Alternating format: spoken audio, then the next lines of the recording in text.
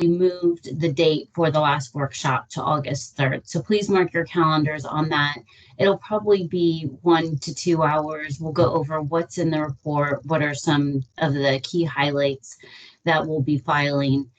We will send the report out prior to this meeting, but know that we'll try to cover the most critical items within the report in the meeting. So if you can't read it beforehand, we'll be covering that in that meeting.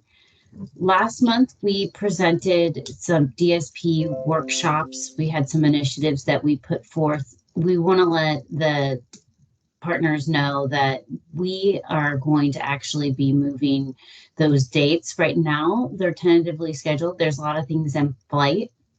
And a couple of the things that we're trying to do right now is we're reviewing applications for 2 new positions. We're engaging with CBOs.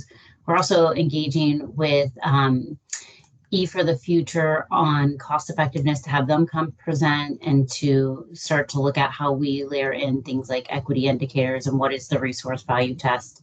And then finally, there's some grants that we'll be applying for, and we want to get in front of this team some information on how we process non-wire solutions. So those are the things that are in flight. We should have some more information next month, but just know that schedule is changing. So Shadi, are you controlling or do I have? I have control. Yeah, it's. Okay, can you go back to the slide? So this slide here is what we've been showing. This was our community engagement slide for non-wires alternatives.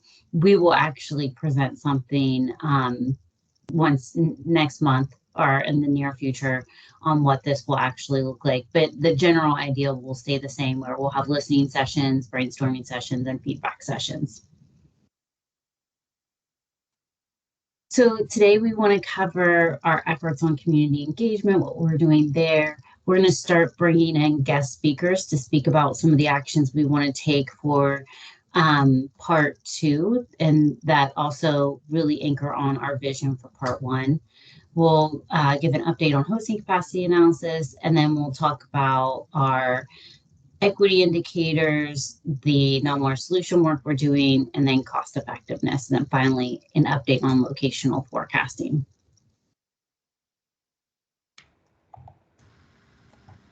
Jen, are you here? Would you like to help us with operating agreements, please? Yeah, sure. Can you hear me okay? Thank you. Yes, we can hear you. Good morning, all. I'm Jen Lathu, use she, her pronouns. I work for PGE's Office of Diversity, Equity, Inclusion. We have the operating agreements, which we go over every month.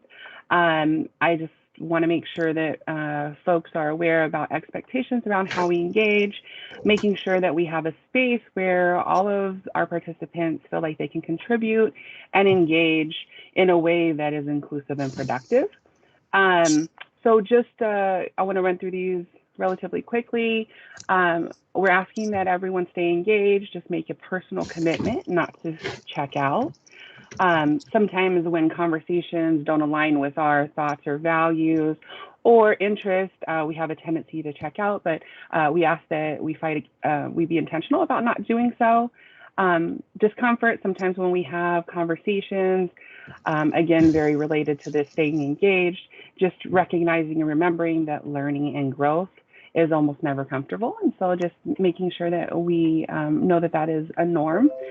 As part of that process, asking that when you contribute or, address the group, just speak from your own experience. That is your truth, and recognizing that that is only part of the bigger picture. Expect and accept non-closure. We're not going to solve everything. We know that DSP is a huge process, and we have a long way to go. We're not going to solve any individual issue today. And so just recognizing that sometimes we'll have to move forward even if we haven't found resolve. And then the last piece is just share airtime, understand that and recognize when contributions have been greater than others and where it might be an opportunity for others to contribute. So if we can just get folks to either say they agree in the chat, put a thumbs up, just making sure that folks recognize and acknowledge these agreements. And if there's ever anything, as I've said in the past, where folks want to expand on that, or have other contributions to what our agreements need to include, please don't hesitate to reach out to the DSP mailbox. Thank you all for acknowledging. Thank you, Jan.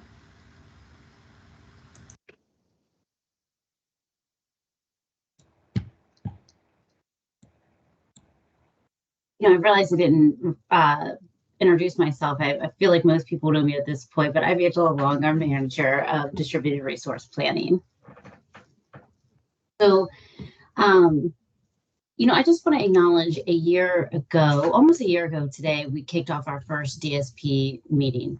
And at that point, when we kicked off our DSP partnership meeting, our goals, I felt super ambitious, but reflecting back on 2021 now feel very small in the scope of where we're headed. And I just want to acknowledge, staff in 2019 had a goal for the DSP to maximize customer value through optimizing the distribution system, operations and investments. And then in 2020, staff put forth the initial guidelines, which really looked at how we can better understand the system, how we make investments, and how we will evaluate those investments going forward. And we took that goal last year and really took it to heart and said that that's the minimum of what we want to achieve. We really had goals to increase our community and customer engagement and to really be centered on a human-centered planning approach. And that meant evaluating a full spectrum of things, everything from cost effectiveness to how we look at non-wire solutions and how we make investments in the grid and how we modernize the grid. And I will say, looking back on last year and everything that this team, and I say team being all the partners in this room, went through to help us file and the other IOUs file their DSPs is amazing. We lived through resilience events. We lived through a pandemic, homeschooling our kids. So we had lots of social unrest.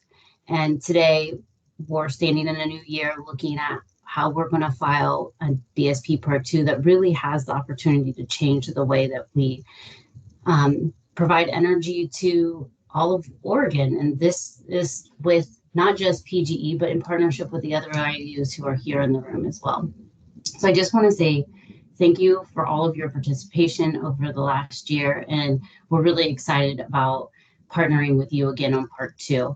We see the goals kind of are just like last year, that the minimum of what we need to do are the guidelines. So focusing on providing transparency, how we forecast, making sure that we are documenting our process for grid needs, coming up with solutions for those grid needs, and then putting together an action plan. But that's not where we want to stop. Chaya, can you go to the next slide, please?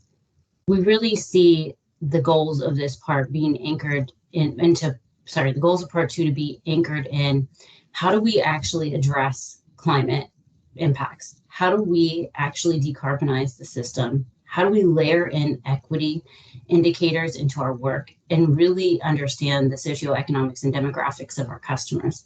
And so our goals for this year are going to be very ambitious. We may not achieve it all. We may not hit all of the marks, but we're not going to stop working on this.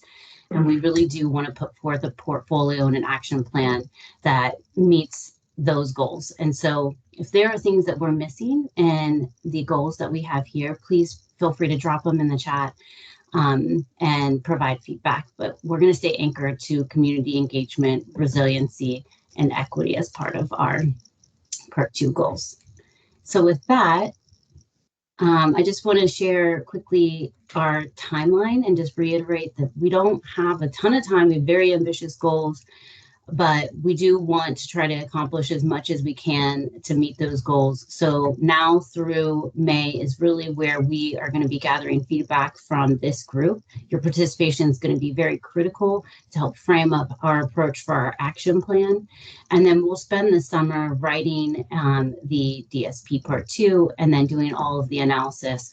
And we do hope to share out through June through August through emails where we're at in any analysis that we have, and possibly even have partnership meetings if we need to bring forth certain concepts or things that come up during that process. But participation is very critical between now and May.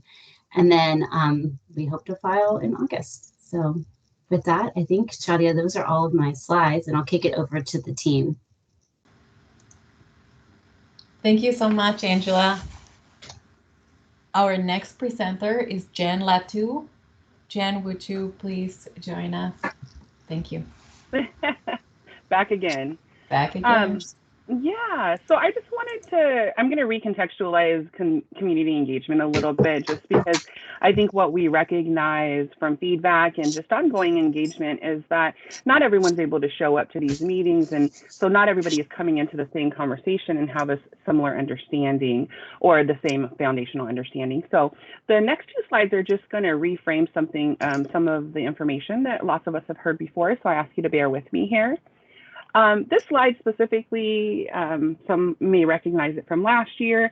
This is to illustrate that when we think about community engagement in the context of the DSP, when we think of engagement in the context of the DSP, there's kind of two facets of that. There is partner engagement, which is today, where we have very familiar faces. So a lot of what we are referring to on this slide as traditional stakeholders, folks that are common to a lot of our proceedings and usually have a seat at the table and engage with us.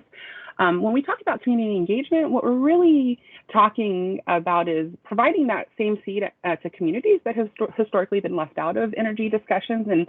And so when we are thinking about the DSP, we're thinking about the education, the outreach to folks who haven't been part of that conversation. So when we're thinking about community engagement, that's the context. And so we just want to make sure that folks understand what we're talking about. And I think the kind of build on for this is to say that we have often done things in parallel or, outside of each other. We are, what I'm going to do today is talk about some updates in a few minutes that are driving those things together. Our goal and what we've heard from our community feedback is that we'd like to together that it's where there is opportunities for all of us to share space and to have these conversations and to work and collaborate together, we're going to look for those opportunities. So this is just the level set around community engagement. If you can go to the next slide, Shadia. So this is just to build on, thank you. So this is building on just the reminder that our goal is really to bring community along, to understand their needs and barriers, to make sure that we're providing relevant information that is necessary to understand the DSP and all of the plethora of related energy topics that intersect with the DSP. And this is just driving the point that co-development is a primary focus for our work ahead. And so when we're thinking about that, can you move to the next slide, Shadia? Thank you. I just want to talk about kind of where we are in this process as we're thinking about part two and our next steps with the DSP filing. So I'm going to invite Jake Wise to also chime in where I leave any gaps in this conversation. And if I'm not sure if Sherry from Community Energy Project is on the line, but please feel free to jump in here if I mischaracterize anything, because some of the meetings I was a little delayed to. But where we are currently is that, or the update since we last met, was that we are engaging, we met with Community Energy Project to discuss the comments that were submitted as part, as part of the DSP Part One. Within those conversations, we got to a point where we started to talk about the education materials, and we've worked with community energy in the past in our previous community workshops, the pilot workshops that happened last year, in development around education materials. So we've had some additional conversation about that. And that being, there is an opportunity that the Energy Trust of Oregon has a grant that is out and open for, I think it's Working Together grants, that is out and available to community-based organizations around education and kind of this opportunity to build capacity for these organizations to do so. We started to have these conversations with Community Energy Project around matching those funds for them, and we've reached out to a couple of other community-based organizations where there might be an opportunity to continue to have a conversation and figure out, like, what does that co-development look like in terms of those materials that would speak to the relevancy around topics related to DSP. And the other piece that's not listed here that I just want to make sure that we acknowledge as well, that I don't think we talked about in the last workshop, but I think it happened prior to, is that we did meet with Verde and IMT to discuss their comments as well, which was another community-focused comments that came through. And we're working to address and figure out how we work together in that capacity as well. So there's a lot going on behind the scenes that maybe isn't really apparent on the forefront in these conversations, but we just want to make sure that folks are aware. I'm going to pause there and just check in with Jake, and I don't think Sherry is on the call, but I think Alma is. If there's anything that I mischaracterized or that folks want to add there, because I know that there was other people part of this conversation, Shadia as well, and Joe Boyle. Nothing to add there, Jen, other than to say that we're very excited to be collaborating with Energy Trust wherever possible on community engagement. So thank you. Yeah, thanks so much.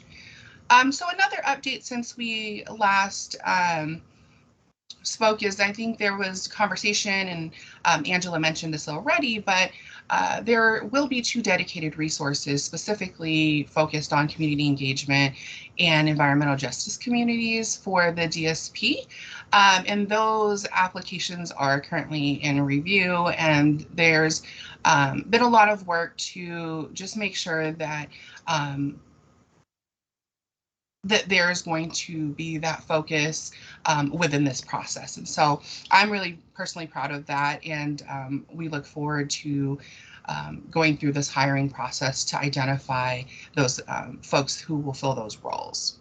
The other updates we wanted to provide, we've had lots of conversation and opportunities to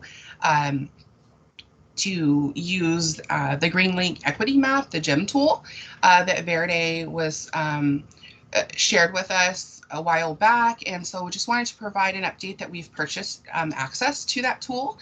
And so we are in the works of understanding how we can leverage that in addition to the low-income affordability, which is also called the LEAD tool. And so those are things when we think about kind of these broader conversations around benefits and community, and we're thinking about impacts and so forth.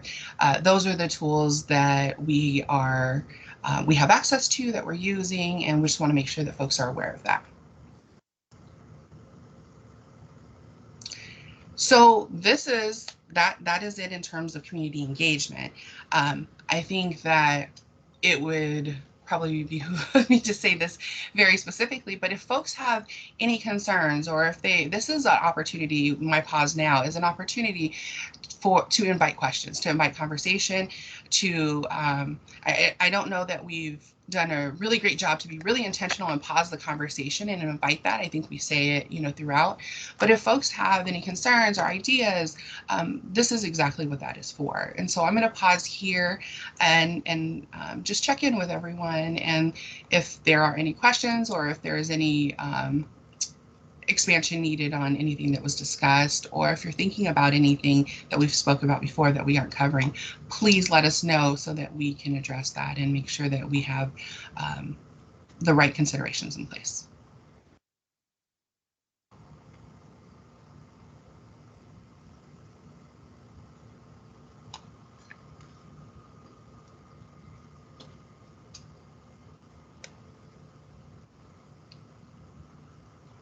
I don't see anything or hear anything.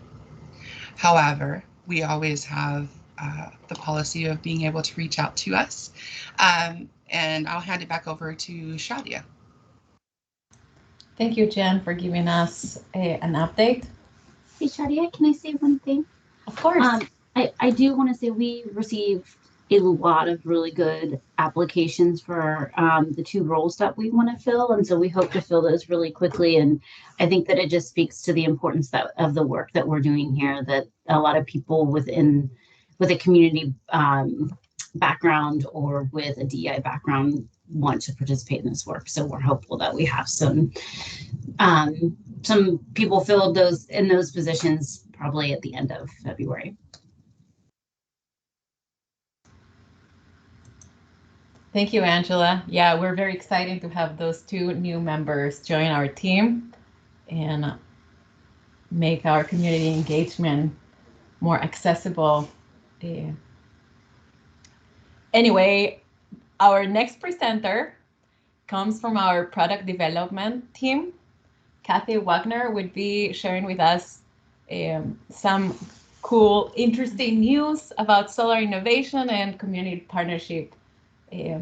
Please, Kathy. Awesome. Thank you, Shadia. Good morning, everyone. First, I just want to say, again, Kathy Wagner. I'm a senior product developer at PGE, and I'm really excited to be here and have the opportunity to talk to the DSP team today.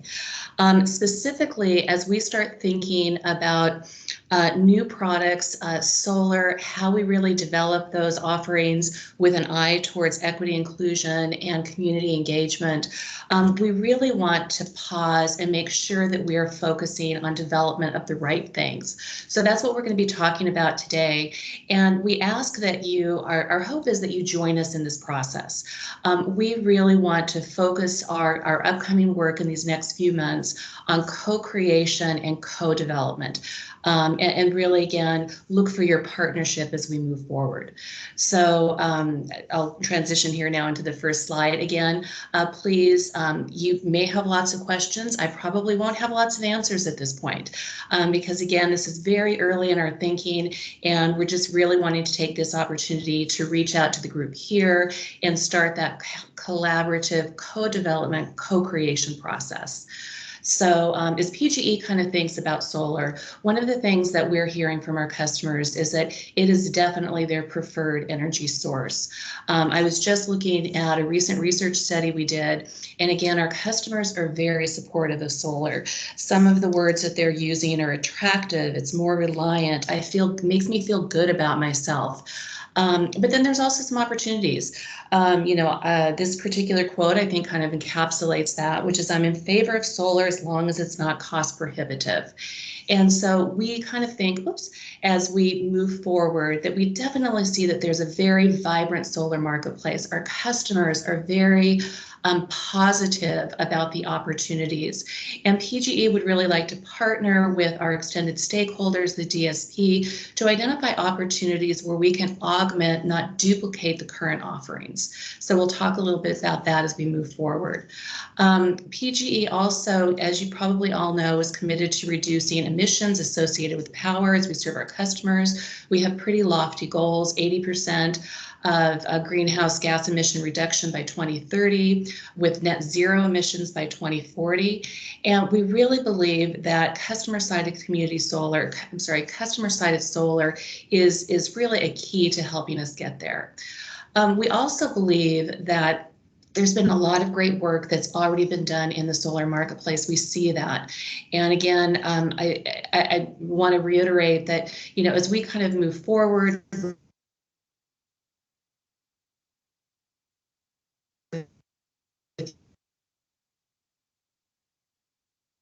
your personal value and is not duplicative.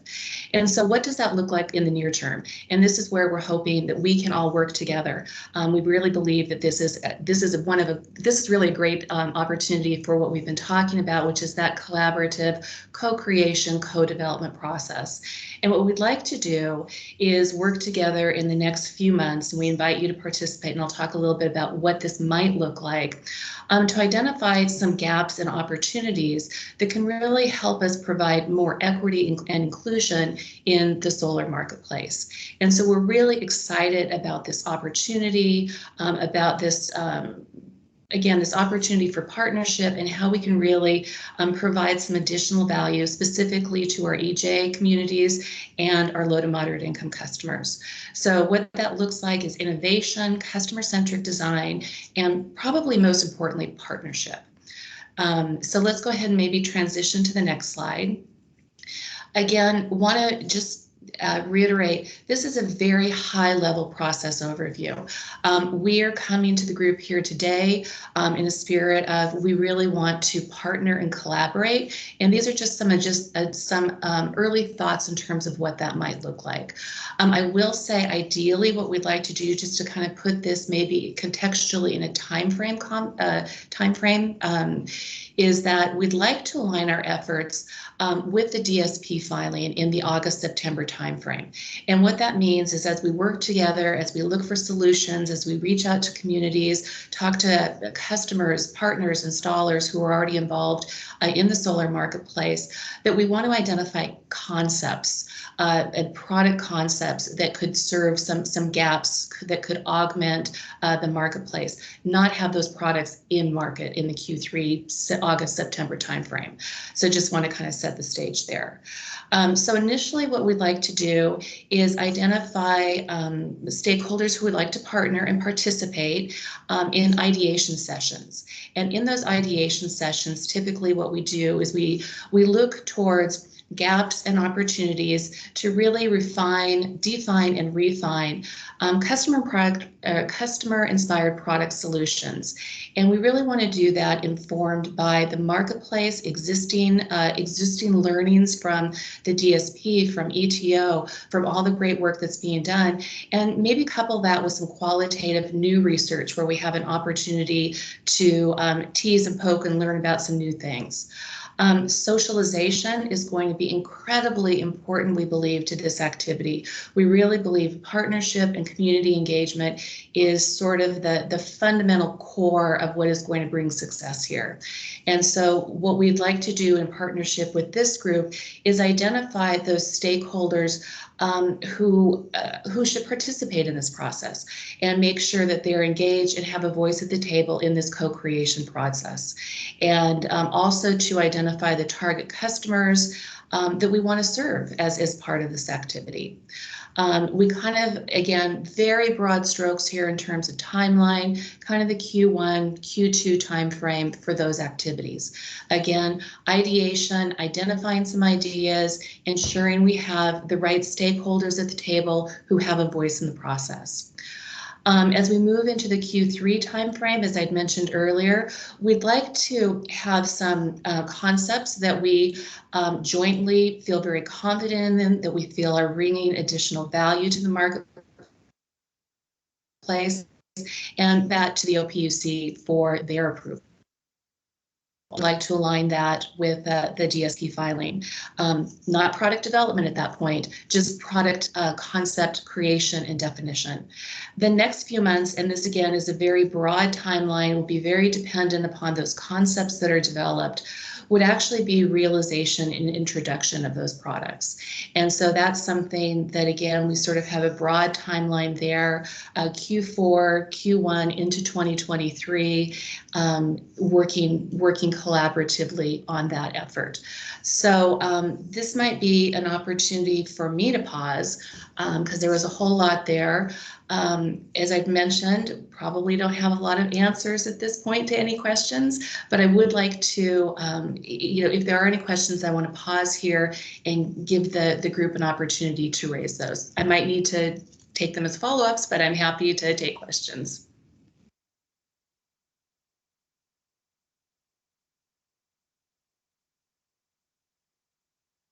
Oh, Angela? Oh, lots of questions here. Okay. Yeah, this is Angela. Thank you. I appreciate all these steps. I think that's really helpful. But my question is, are you starting from a particular proposal or idea, or is there like a straw proposal? No, we really are coming to this group with the idea of let us start. We're very early in our thinking, and we really want this to be co-creation.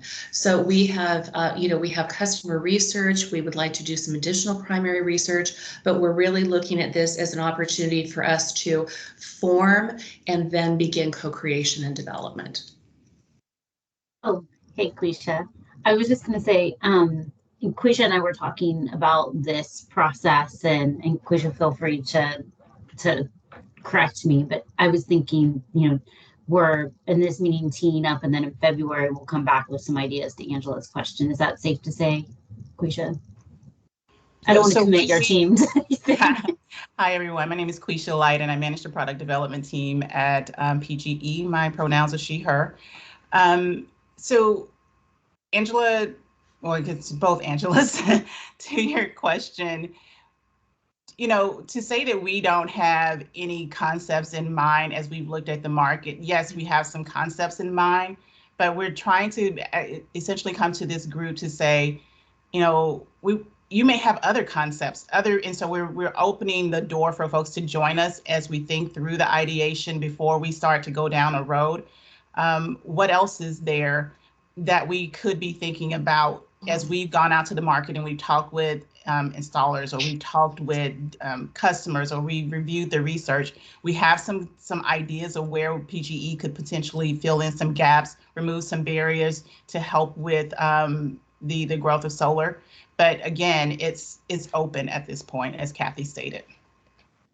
Okay, is there a way can we see the concepts you have in mind that you mentioned, like before we even start the idea? I mean, obviously, ICEA would like to be involved in the ideation. Yes. Thank you for the invitation. And it'd be good to before we start to know what you're thinking. So if you know those concepts now, I'd love to hear them, since today seems to be kind of dedicated to solar. Yeah, I mean, we can certainly tell you a couple of things that we've been thinking about, as we think about where we can have impact, and what has come to us from others has been potentially on-bill financing. Also, looking at how we can help with the multifamily space. So those are a couple of areas where we're looking at is what could we do? And again, we haven't defined it enough to even really go much further than that. We're just trying to, but those are the things that have come to us. Those are a couple of the ideas that we're exploring. Okay, thank you. Mm-hmm. Sylvia, you have a question. Would you like to share your question? Less a question than a comment, if I'm honest. But hi, everyone. I'm Sylvia Tanner. She, her pronouns, and I'm with Multnomah County Office of Sustainability. And my comment is, and I guess I'm going to ground my comment on Multnomah County's goals related to renewable energy and meeting 100% of our community-wide electricity needs and energy needs eventually with renewable energy. And we're working closely with PGE on identifying a path to getting there. But part of our goals include, or a resolution adopting those goals also includes strong language related to energy justice and to ensuring that that transition to 100% results in benefits, environmental, social, economic benefits to our communities that have been traditionally excluded from benefits, saddled with externalities. So I see connections with what I'm hearing here. So the first thing I want to say is we would love to be part of the ideation process. I know my colleague team is also here, and as we're thinking and trying to understand how we can make sure that our transition results in those benefits, this seems like a ripe conversation for us to engage in and advance our own thinking, and also collaborate with PE as you're doing your I don't know how to call it, product development, for lack of a better term, or maybe that's the right term. The second thing I want to say, and I see Tess is in the room too, but part of what we're trying to understand is how do we, as part of our community green tariff process, which we hope will be working more in earnest sometime this year on our side. PGE is working very in earnest, and I want to own that. But as part of that process, how do we lead the community benefiting projects, small-scale projects that we believe are going to be an important part of that transition for Multnomah County? And so it does sound like there could be some connections here, and I invite you to consider those connections and to cross-pollinate as much as you can with community green tariff development team, as this really does seem to be a good point for overlap.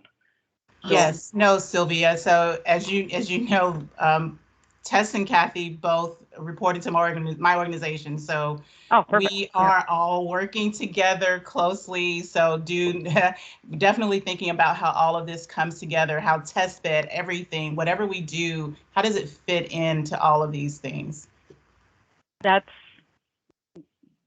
wonderful, and I'm happy to hear that, and I'm happy to be part of the conversation along with team from our office, and I imagine other folks from other local governments that have similar goals that overlap with community benefiting objectives would also like to participate. Thank you. Thank you. And I think I've got one more slide here too. And this just kind of is a little bit of a deeper dive into what the near term could look like. And so what we're thinking in terms of near term, again, you'll see lots of TBDs here. But what we'd like to do in the next few weeks is to identify and engage our stakeholder community.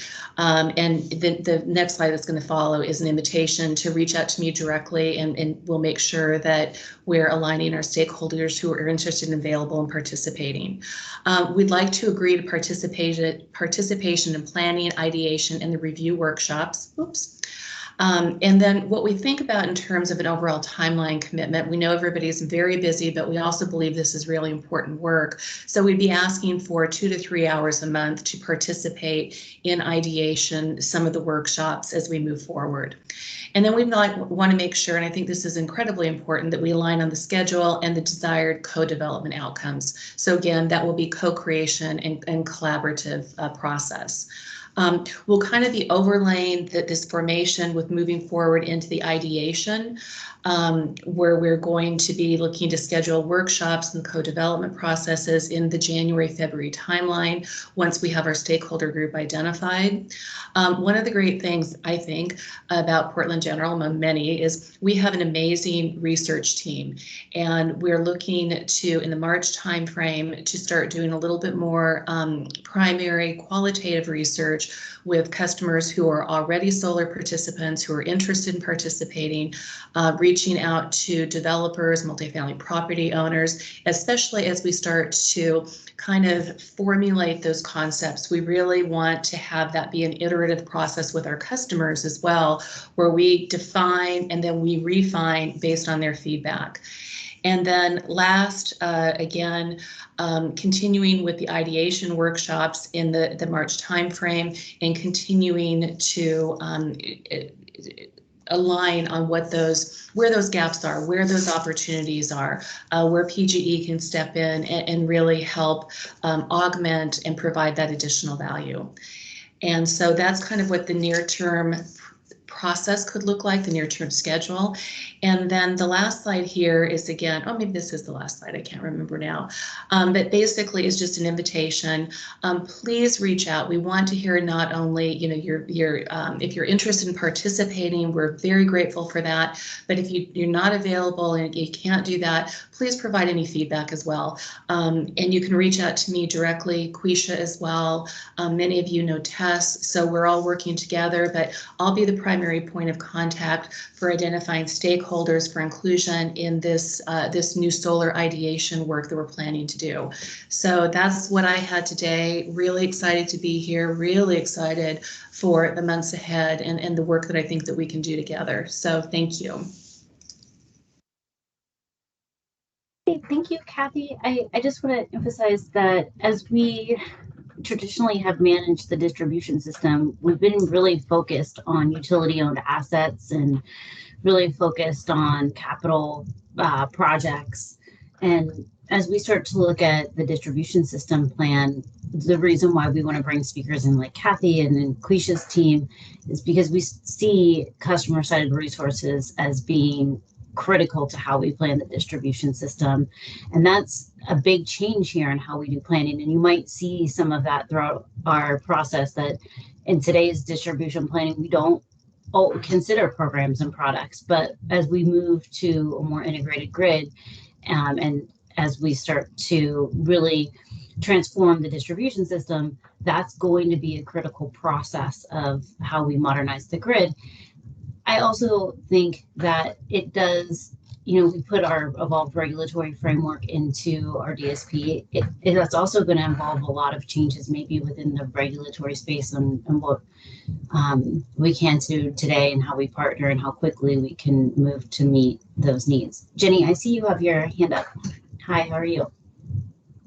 And Shadia, you are sharing your screen, just so you know. Hi, Jenny. Hi, morning, Angela. I just wanted to make sure, I guess I have a scoping question to make sure that I understand what you're talking about, Kathy. And as Sylvia just mentioned, solar is a pretty broad concept, and solar covers a lot of different things. And as Sylvia mentioned, it can go all the way into the green tariff conversations that are happening.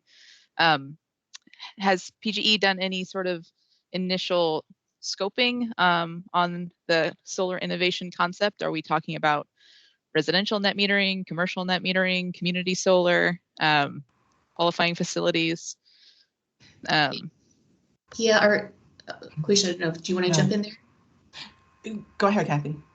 Oh, I was going to say our initial thinking is around single-family LMI customers as well as multifamily property owners, developers. We're really not at this point, Quisha, keep me honest here, in terms of NEM, we're really not necessarily looking there.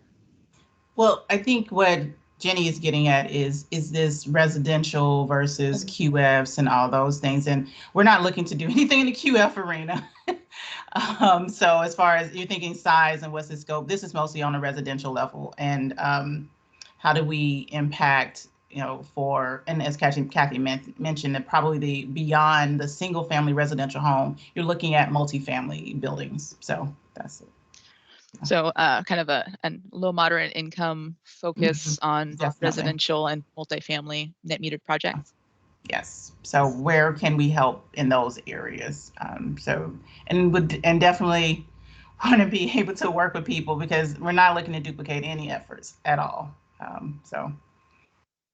But as we see solar is growing and we see from the DSP, we recognize that there is anticipated growth. Where do we ensure, how can we play a role of ensuring that happens equitably? Thank you. That's really helpful. Thank you.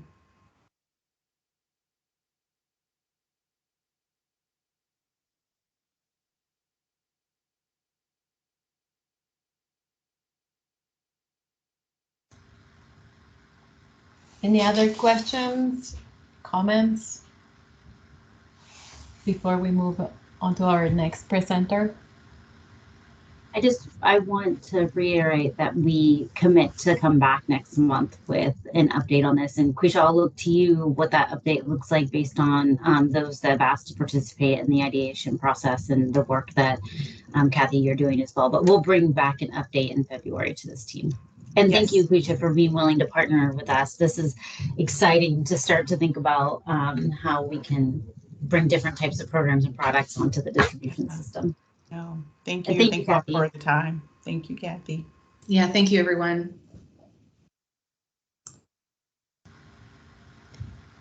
Thank you. Our next presenter is Joe Boyles. He will be sharing with us some updates on hosting capacity analysis.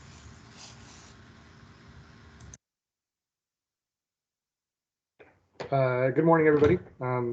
Thanks for coming to the meeting. We received a lot of comments on the hosting capacity section of DSP Part 1. I led that section. So coming back to you with some thoughts about how to approach those comments and what we want to do as we move forward. So go ahead to the next slide, Shadia. So, like I said, today's objective, I want to kind of review those comments and confirm next steps. Make sure that you all have an opportunity to weigh in on that. So go to the next slide.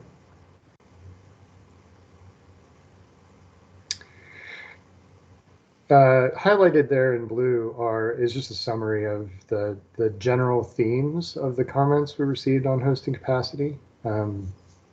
So in that moving too fast, the nature of that comment is that we're proposing to move forward without the consent of the PUC, right? So I think we want to talk to you about how we can move forward in a meaningful way and not violate or necessarily get ahead of this process, and make sure everybody has an opportunity to participate.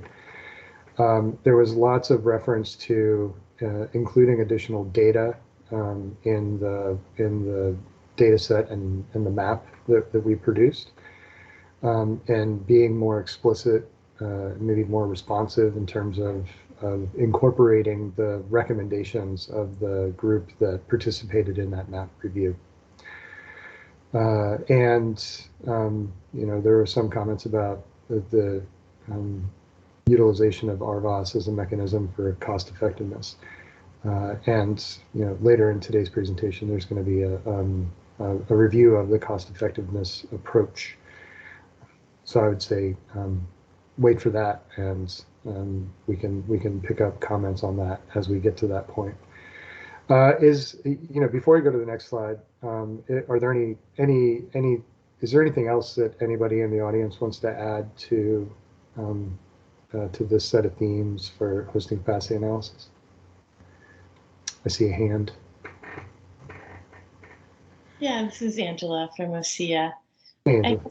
Hi. The one other thing that was mentioned in some of the comments was just the tools that and the software with EPRI that you're proposing to use. How the costs that you had proposed were higher than we've seen in other states. So I guess I would just add that to the list here.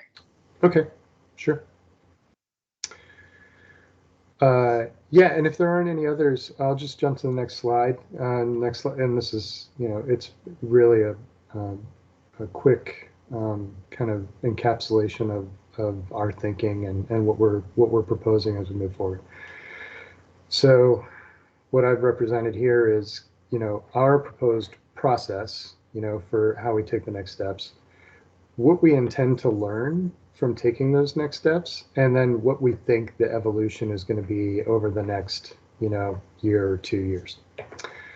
So from a process perspective, we'd like to identify the people that would like to participate in, the review and feedback of, sort of our HCA conversations, which we would like to continue. So as many of you know, we had the review sessions on the distributed generation evaluation map.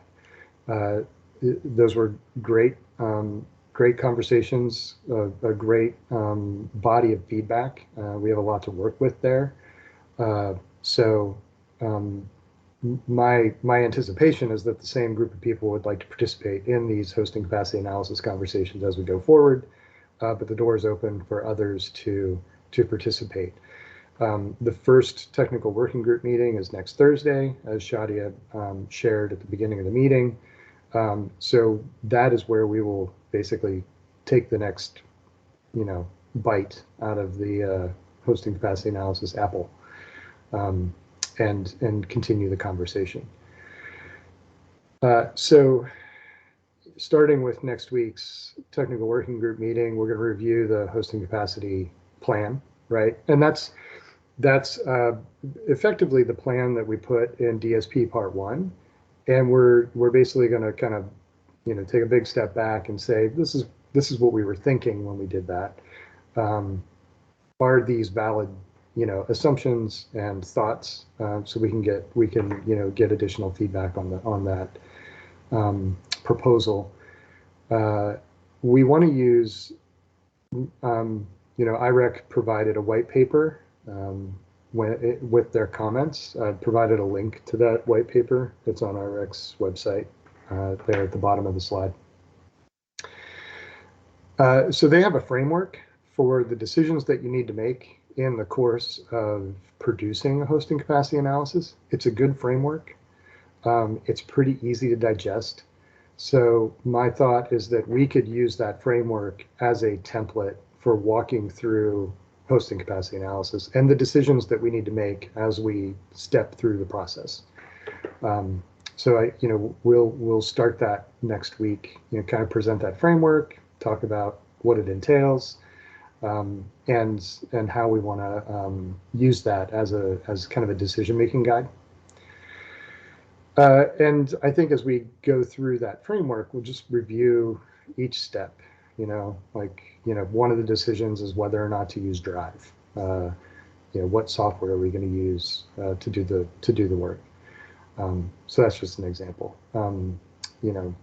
One decision is regarding the stakeholder engagement process, like who's involved and how do you engage stakeholders to participate in the development of the hosting capacity analysis process, right? So we'll start to present that next week. So that's what I'm thinking from a process perspective. Use IREC's framework, talk through some of the comments that we received in the context of that framework, use the technical working group as a forum to have those conversations. What we hope to learn, at a point in the future, we will have to do hosting capacity analysis. It benefits us to learn what it takes to produce the inputs, right? So there's value in learning that, and that value is not, it's not wasted. The effort to learn what it takes to produce the inputs is not wasted. Similar data quality, we need to get our heads around what is the body of data we need to use and what is the quality of that data, and will it support the analysis that we want to execute.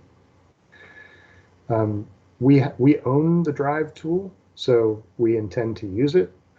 So getting experience with Drive, understanding its outputs, tuning the configurations so that we don't fall into some of the traps that some of the other utilities have in their early executions of hosting capacity analysis.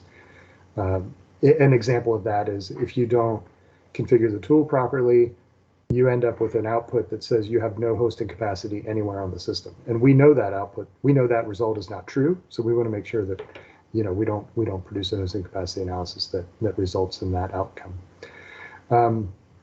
And that's part of the results validation effort and evaluating the effectiveness of the analysis.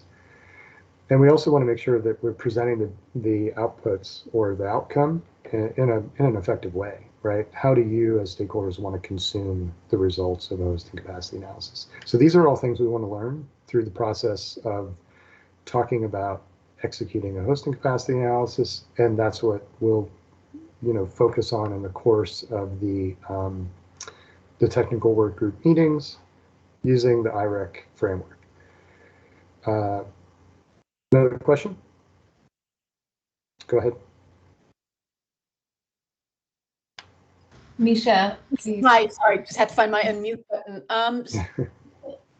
Maybe I misheard, but I thought you said initially that you are going to evaluate whether or not to use the Drive tool or another software, but then you also said that since you own the Drive tool, that's what you'll be using. So I'm a little confused. Could you clarify, please? Sure. Yeah. Sorry if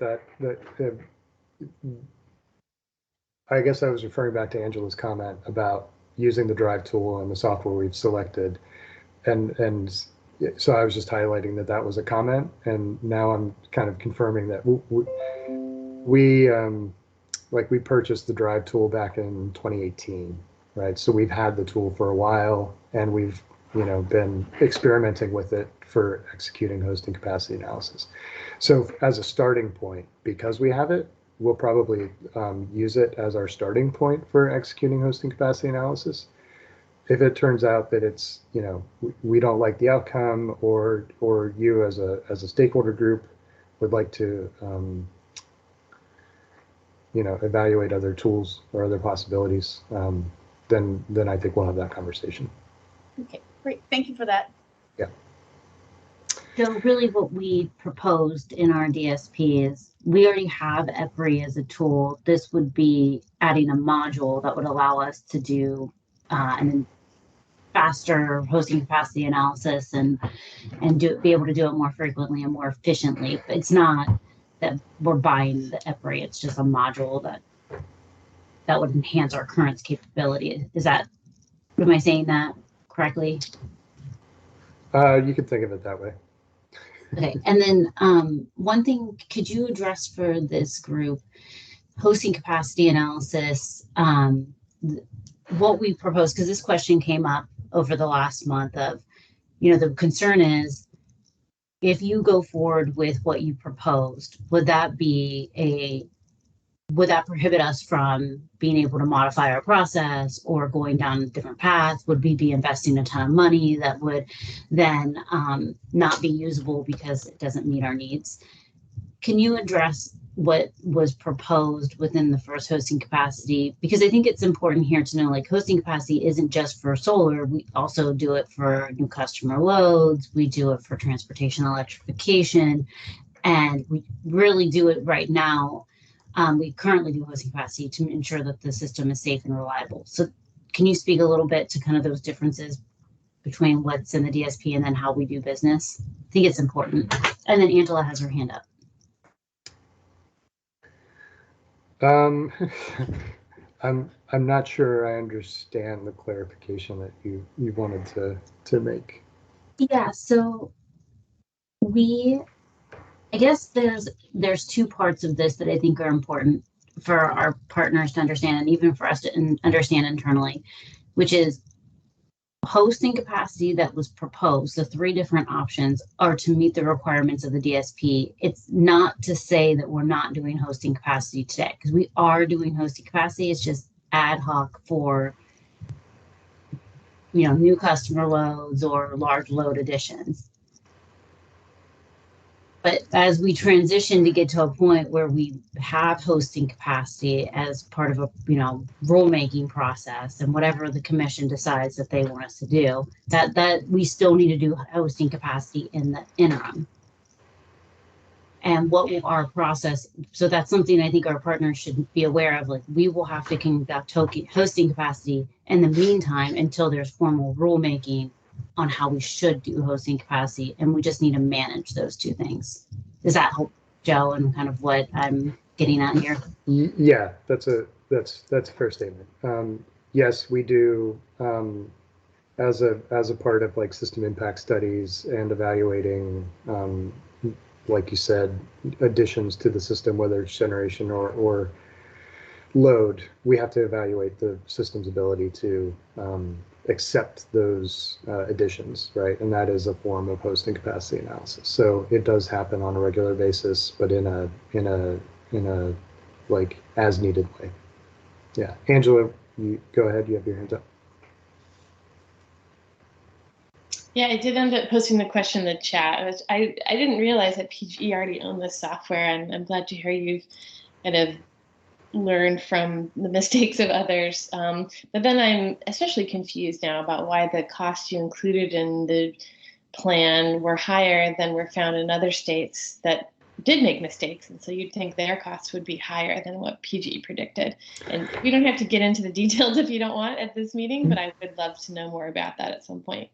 Sure. Yeah, we can, you know, we can take that up next week. It's a, you know, we've got sort of reference material to provide to kind of substantiate that approach, the approach we took to evaluating the cost. And, you know, I'm happy to talk through that. And there are lots of assumptions that went into how we worked up that evaluation, and definitely worth talking through, right?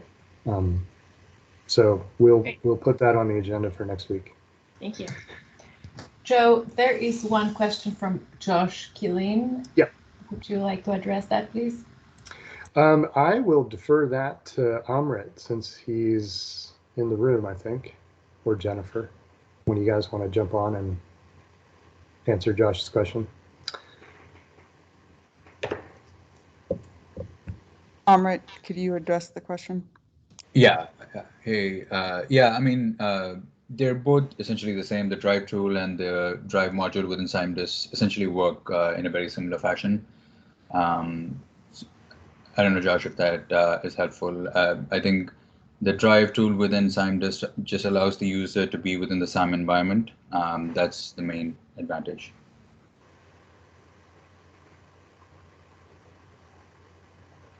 Does that help, Josh? We have Yeah, okay, thanks. All right.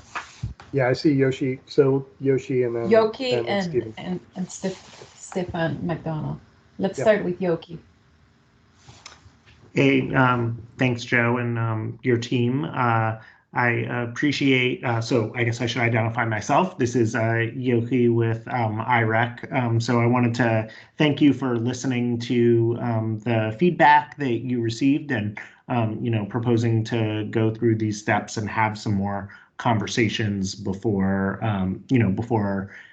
implementing the hosting capacity analysis, and IREC would look forward to participating in those conversations. I assume the meeting you're talking about next week is the one, the docket 2005 that's hosted by the commission. Is that correct? Yes. Yeah. Okay, great. Thank you. Yep. Yeah, and I don't have the.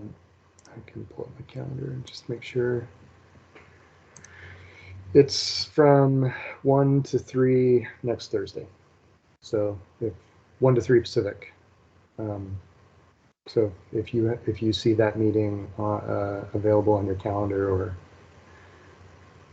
need it, we can share it. Or Ted or Caroline, I see you're on the call. I know Nick's not here, but make a note about. Yep, I've got it. Thanks. Okay, including you. Yep. We have one Steven? hand up. Yeah, Steven.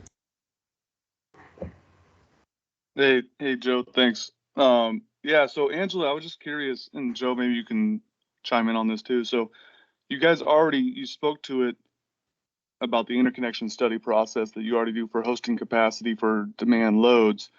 I'm curious, why then are you guys not speaking to that in the filing and addressing, how you're going to incorporate that? Because it seems to me like it's a light lift if you're already doing it.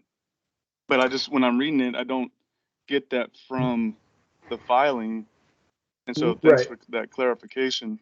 No, that's a fair question. Early in the filing process, we asked for clarification whether or not we were talking about loads and generation or just generation, and the clarification that it was just generation to get out of the gate. The focus was interconnection. So if you go back to the DSP guidelines and look through the kind of the use case, the focus of the hosting capacity analysis requested in the DSP was for the use case of interconnection, and that's generation. And so that's it. We talked about this, at length, and even Nick chimed in about it. So that's not really accurate, because in the guidelines on page 6, I think it is, the footnote talks about DERs and loads and generation for their hosting capacity analysis. It's part of the evolution. Yeah. So if you look at this, the evolution. No. So I get the evolution or whatever. I'm just asking, you guys already do this, so why haven't you guys explored just incorporating it? It's a matter of doing it, just like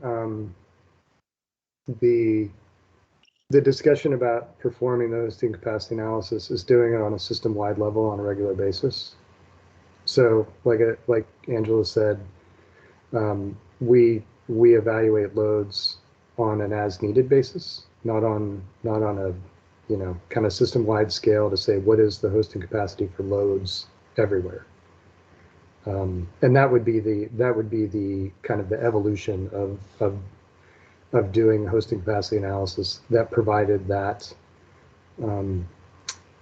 that result for the whole system, right? That's it.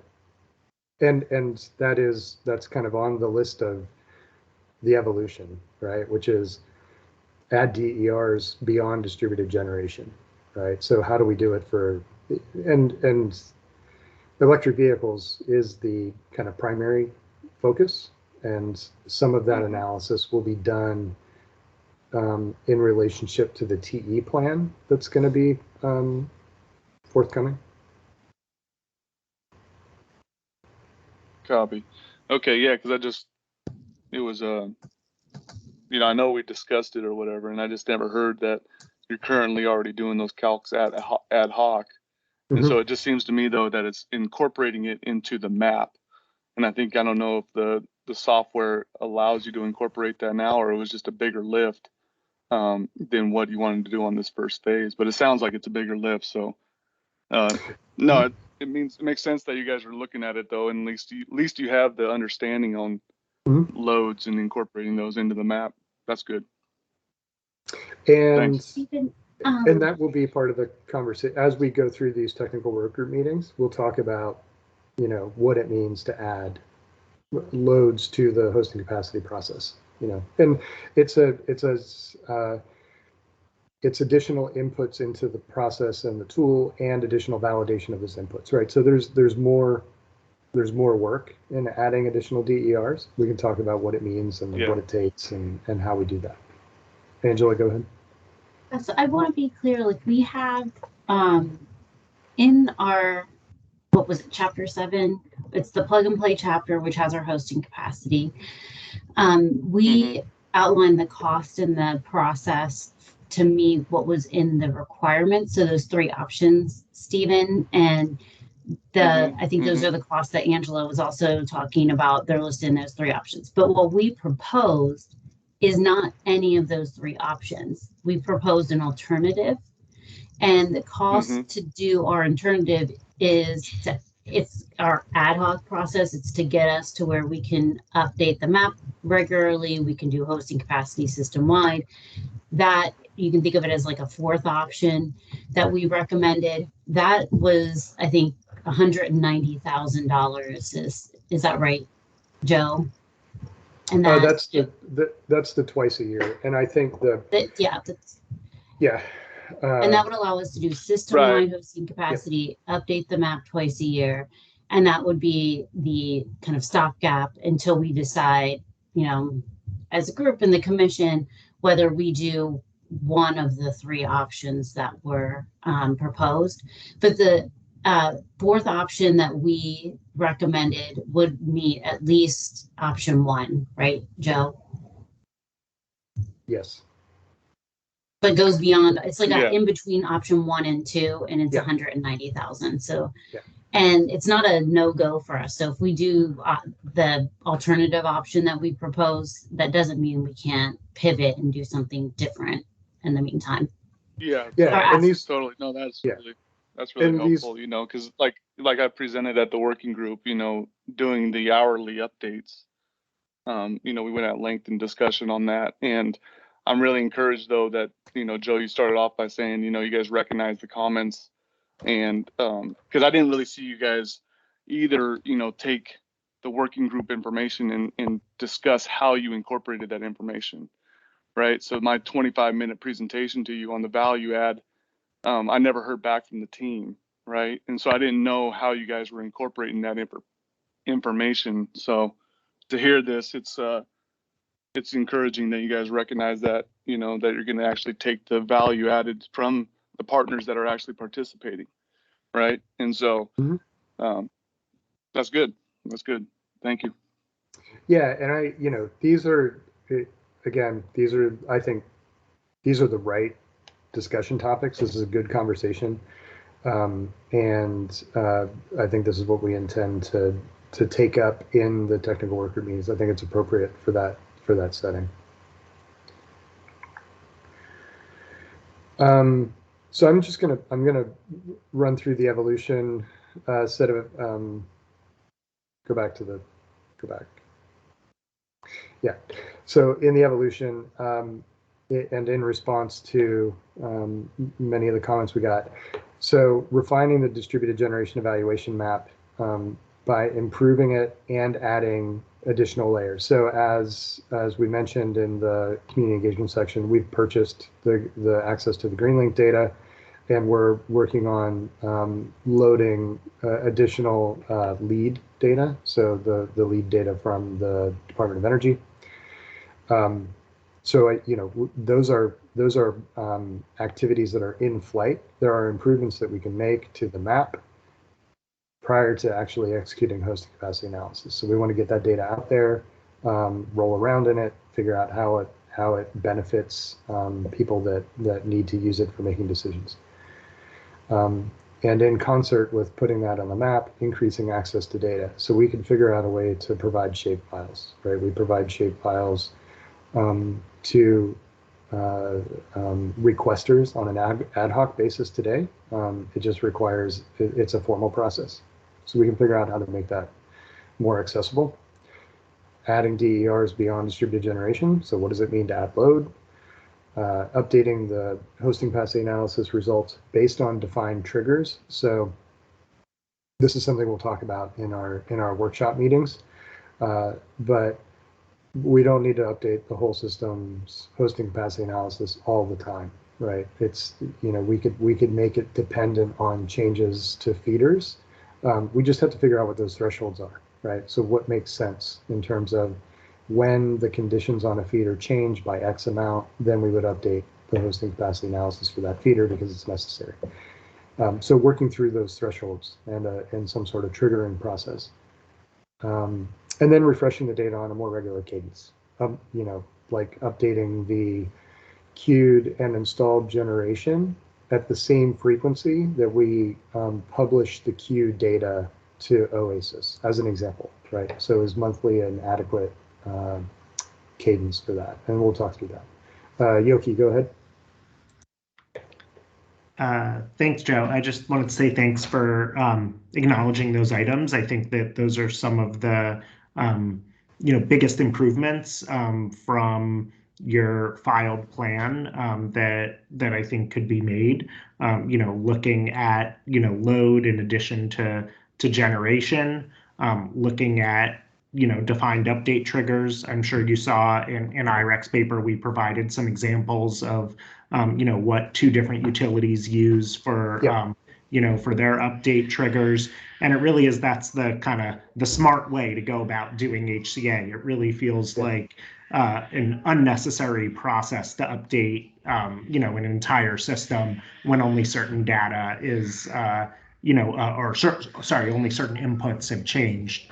And then really, updating the entire HCA at a more frequent cadence, ideally monthly, would really make it useful. I think, what we've seen in other states is that when you have those less frequent updates, it is a less useful and less used tool. So I think, with those, changes, we'd really be on our way to, an analysis that I think IREC would be more inclined to support. Thank you. Yeah. So with that, I'm happy to jump to the next slide, which I think is the last slide. So just recapping, we're basically working on the current map to incorporate additional equity indicators. Number two, adopting a no regrets approach. So, and that's just to say, and I say it to try to reassure the audience that's here that the things that we do to advance on those learning objectives, like getting better at drive, understanding the inputs, validating the data, none of that is throwaway. Like all of those activities benefit our ability to produce a hosting capacity analysis in the future. So I just, kind of want to reiterate that we don't think any of these activities would be a waste of time or a waste of investment. And we will take the time to walk through those decisions through the technical work group meetings using the IREC framework. So that's number three, engage a technical working group. So let's pick up that conversation again, starting next week, to start working through these decisions. So I'm optimistic about, engaging these conversations. I think it'll be a benefit to all of us if IREC can continue to participate, and I look forward to moving forward. If there are any other questions, I think that's it. Joe, you Sure. you opened the conversation up to see if staff wanted to say anything. I know we have Caroline here in the call. Not to put you on the spot, Caroline, but I just want to open up that space to have you speak as if there's anything you'd like to talk about. Oh yeah, sure. Thanks, Angela. And I have Ted Drennan here, who's recently joined staff again and is going to be is working on teeing up UM 2111, which is the interconnection, the general investigation into interconnection. So he's working to get that back up and running now that we have someone to do it.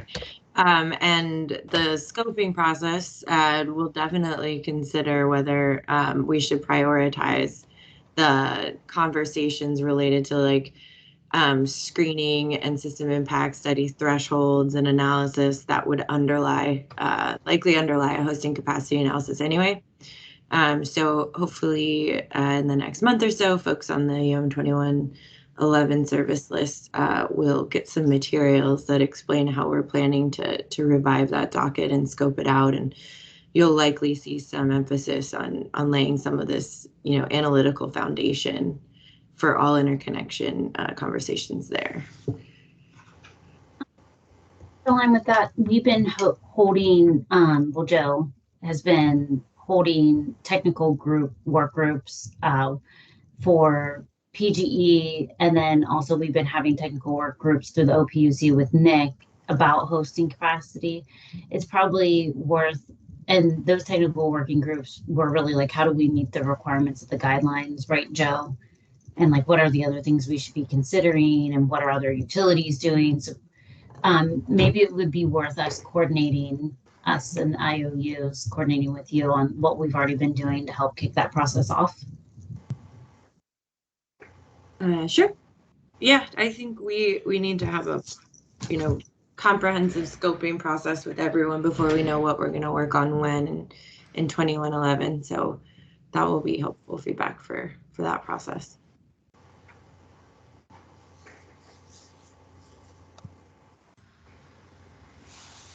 All right, I feel the hook coming out from stage right. Yes. Time to share the stage with other speakers. Thank you so much, Joe. And thank you for all the great questions and comments. Yeah, thank you. I have been taking notes, and we take all your feedback very seriously. Our next presenter is Nihit Shah. Thank you, Shadia. Good morning, everyone. My name is Nihit Shah. I am a senior analyst on the Distributed Resource Planning Group.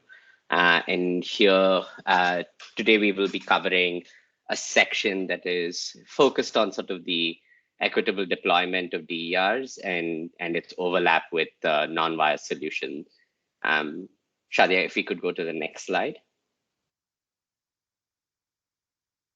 So thinking back to a couple of months and the discussions we've been having through the public process, we shared an update on our non-wires process in December. And the feedback that we have received has kind of highlighted the need to discuss the intersection of how DERs can be adopted by customers and the overlap of that with environmental justice communities. So today we're going to take a broader look at the different avenues through which customers can adopt DERs and how those overlap with energy justice communities, environmental justice communities. And in addition to that, we will talk about some of the decision making that goes into how PGE decides the rollout of these DERs. And I'm hoping that this can be more of a conversation. So feel free to chime in as you sort of see fit. Next slide. So this slide is purely illustrative. Please do not take the size of these circles to mean anything. They just a work of my mind and are not necessarily meant to convey anything the size of the circles. But what I do want to talk about is, if you think about the sort of market segment that is the energy justice, the set of energy justice communities, we need to figure out how we can increase the adoption of DERs within those communities, right? Like that's kind of the goal of a lot of what we are trying to do here. And so let's talk a lot about how energy justice communities can adopt DERs. The feedback that we received was specifically around how we can have targeted DER programs that are focusing on restorative justice or reparative justice goals that help environmental justice communities sort of adopt DERs as a function of their needs. So we think about this as this yellow circle that are programs primarily dedicated to environmental justice communities. They likely have their own metrics and are judged on impacts that are slightly different to many others. And what is key to this yellow circle here is that it's primarily driven by community needs, right? Like and sort of judged in accordance with that. Now, in sort of addition to this yellow circle, we also have the energy trust programs that Energy Trust runs, and the programs that PGE runs that currently exist in the market. These are primarily driven by resource economics, which is why the cost benefit analysis and the cost effectiveness tests are a large part of these. And now we are seeing more integration of DEI related metrics in these programs as well. These programs, sort of sticking still with the Energy Trust and PGE DER programs, have some overlap with environmental justice communities, and that overlap like changes based on year, based on the type of technology, the type of outreach they have available, and so on and so forth. Finally, talking about non-wires. Non-wires are primarily driven by a specific T&D constraint in a specific location, right? And so like programs, the Energy Trust programs and the PGE DER programs, they have some overlap with environmental justice communities. And it's likely that the overlap with environmental justice communities is of a larger impact on a per person basis or a per customer basis, as is the nature of non-wires. But it is not sort of exclusively impacting environmental justice customers. And it's possible that we could have non-wires that don't impact environmental justice communities at all, right? Because they're primarily driven by that T&D constraint.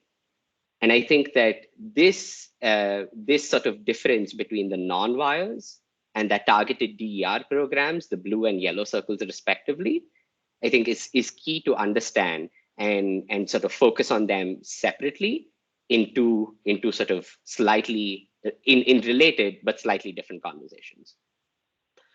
Over the next few slides, we'll talk a little more about the blue and yellow circle a little more. But before we go there, any questions on this slide?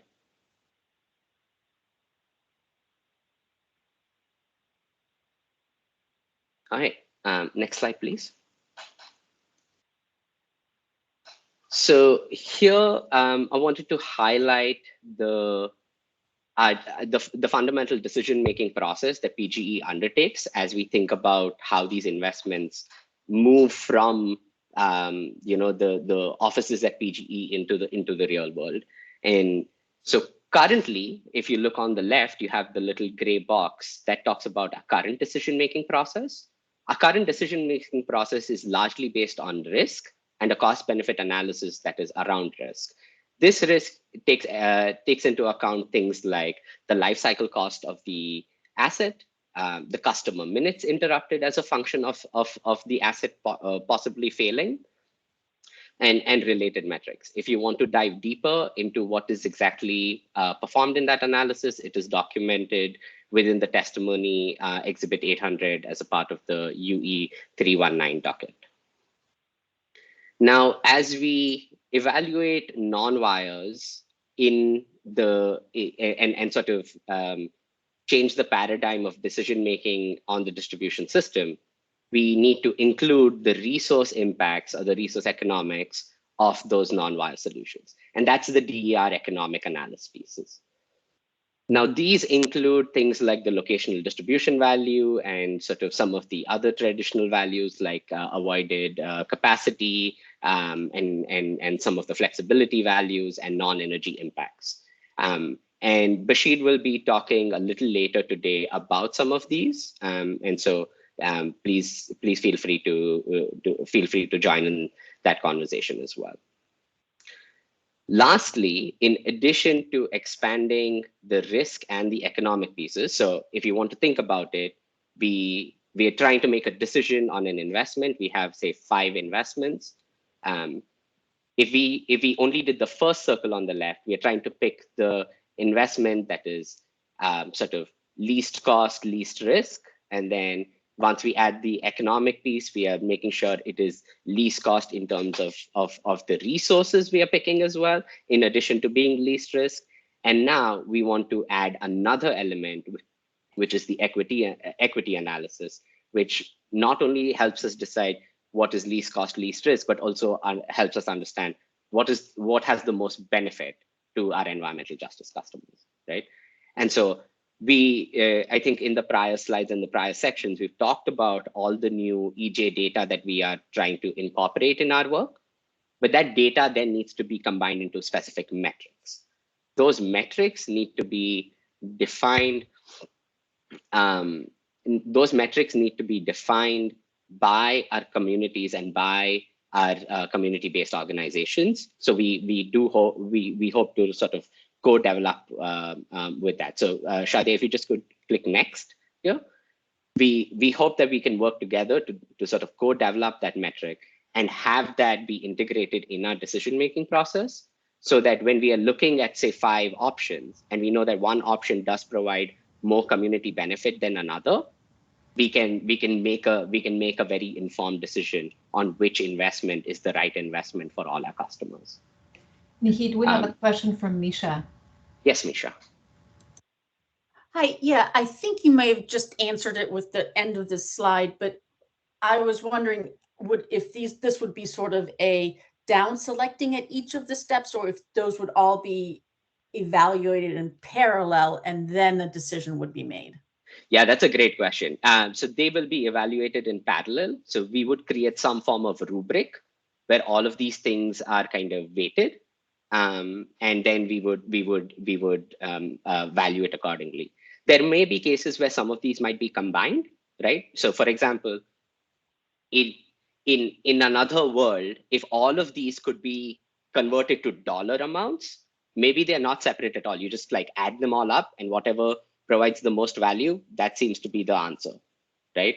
But if we don't have dollar amounts, then we need to understand how we want to weight them. And so we have to come up with a metric that a decision-making matrix that kind of considers all of these. But it wouldn't be reductive. That's for sure. Okay, okay, great. That was the question. Thank you.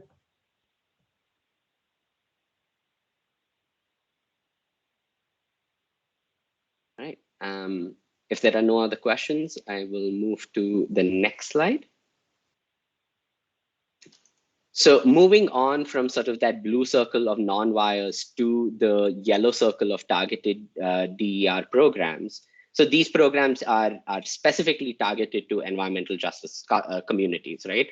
And what we've heard, and I think what we've discussed in this in sort of these meetings, is that the cost-benefit analysis does not necessarily fully represent the benefit that these customers are getting. And yes, it always shows that it's a little more expensive on the cost-benefit test to provide DERs to these customers, and we need to rethink how we are serving these customers. And I think this is where that conversation fits in squarely, right? Where we sort of work together to come up with equity metrics that define the success of a program. We then sort of demonstrate that metric works by socializing it and talking through it. And then finally, we propose that to the commission and say that, hey, we would like to have DER programs that are targeted to environmental justice communities that use this metric as to define success, and we would expect its funding to come through this allocation method, right? And that is something that overlaps pretty significantly with the co-development of the equity metric in non-violence. And the reason I box out these three pieces here is because that is what will happen through the DSP primarily. And then the realization and introduction is where folks like Kathy and Quisha would step in and say, thank you for those metrics. We will create programs with the community in accordance with those metrics and try and get a program that provides maximum impact to our EJ communities. And that's how it would sort of roll into tariffs and finally into the homes of customers. And so by doing this, I really want to kind of highlight how non-wires and targeted DER programs are related but separate, and how we are not going to necessarily be able to do all of it within the DSP, and that there are parallel channels that are really suited for program development that are more likely to have the impact for the targeted DER programs. Any questions here?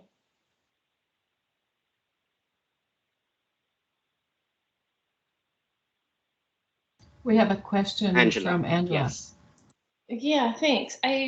Looks like you have a whole process here similar to solar. Who do we reach out to, not only to be involved ourselves, but I know that there are folks that work in equity that are not on this call. Are they being reached out to and invited to this ideation? Yeah, that's the next slide. So if we can just go to the next slide here. Right. So thinking about this a little more broadly, and Angela, I will answer your question. Feel free to let me know if I haven't answered it. We will share our sort of draft non-wires process in the next few weeks with this group and with anybody else that is sort of interested in reviewing it. On slide 6, we talked about how there will be these meetings that are focused on working with our CBOs and communities. It is in those meetings that we will develop the equity metrics and equity lens in our decision-making process. And so we already have the list of folks that are attending that. Most people from this call are on there. And so that would be the right space. And obviously, if you want to be a part of that, just feel free to reach out to us. If you feel like you might not be on the list or feel like you weren't aware of those meetings. And lastly, once we start the discussion about the equity metrics, we finalize that, we start integrating those into our decision-making process. We hopefully should have something by June that we can then take to the commission and say, hey, look, this is how we as a group are thinking about equity. This is what we have found as support, and all of you can feel free to comment on that, and we'll see how the commission rules on whether that makes sense or if we need to change things from there. Angela, does that answer your question?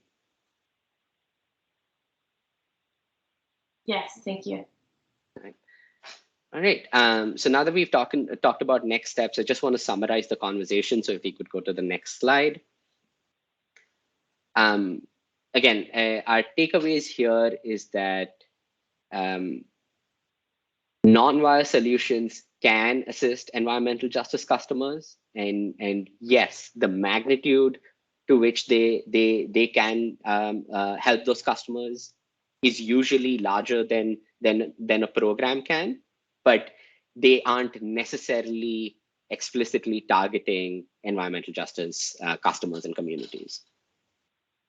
And so to that end, we need to understand where the constraint is and how it can help our environmental justice communities. The second big takeaway here is that we are going to develop equity metrics. Those equity metrics will be co-developed with our community partners. We will integrate those metrics in our decision-making in a manner where we weight them, just as we do risk versus economics. We would weight the impact to our communities and make sure that we integrate that in our process. And finally, we will work with our community partners, Energy Trust, and commission staff and the commission themselves to see how we can develop these targeted DER programs that are focusing on reparative and restorative justice in a way where they are measured on their own metrics and are funded in accordance with that. If there are no other questions, I think we can move to the break.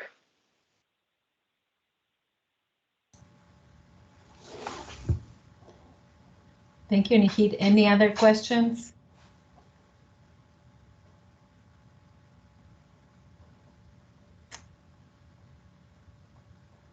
Shadia. I want to point out, just like for the solar innovation work that we're doing, this is our first step in starting to incorporate customer programs and products into how we do distribution planning. And Nihit, it seems like from your presentation, we're really focused on getting that human-centered planning into our processes to help inform the programs that Quisha is leading, and then also programs around transportation electrification and our flex loads programs. You see this as a critical first step in the work? Yeah, absolutely. This kind of sets us on the path, and at the end of the day, the most critical piece is to change the decision making at the utility, and this will help us move in that direction, where we are creating a framework of how that decision making needs to change so that we can impact and serve our customers as best as we can. And you had mentioned something early on about how this actually might change how we make investments and change how we recover our cost. Is there some opportunities there that you see, though, as we start to collaborate on these programs and products that you'd like us to really be thinking about, or as a takeaway besides what you have here? Yeah, I definitely think that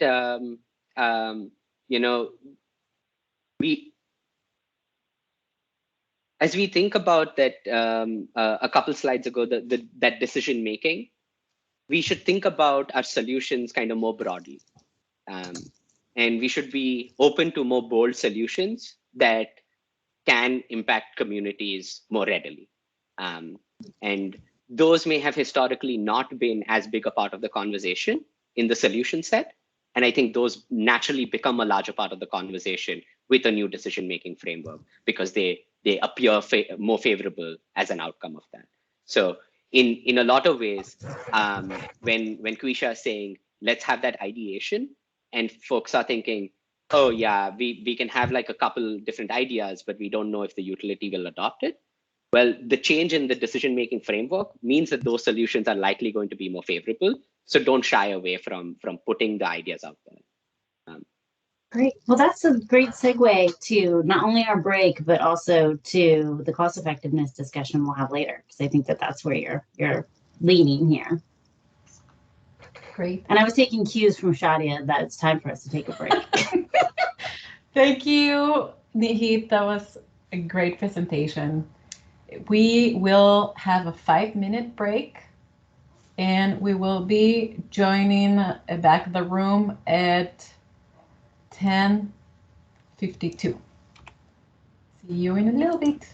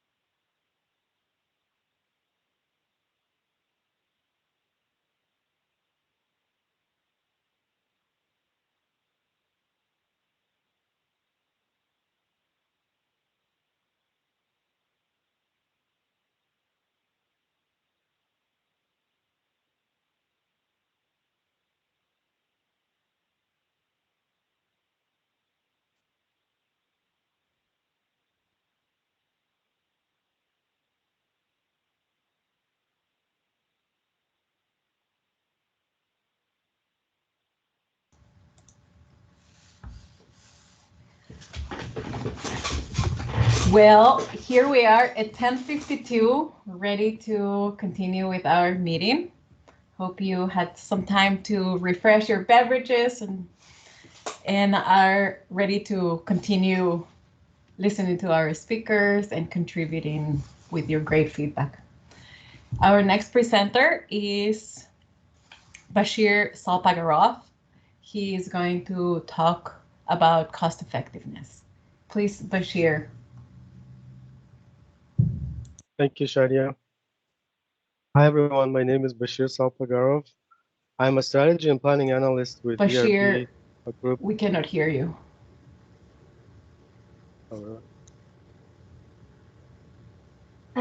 Shadi, I can hear him. Okay, maybe it's my network. Never mind, sorry. Internet. Can you hear me now? Yes, I can hear you now. Okay, great. Hi, everyone. Again, my name is Bashir Salpagarov. I'm a strategy and planning analyst with Distributed Resource Planning Group of PGE, and I'll be giving you an update about cost effectiveness work at PGE as part of DER valuation research.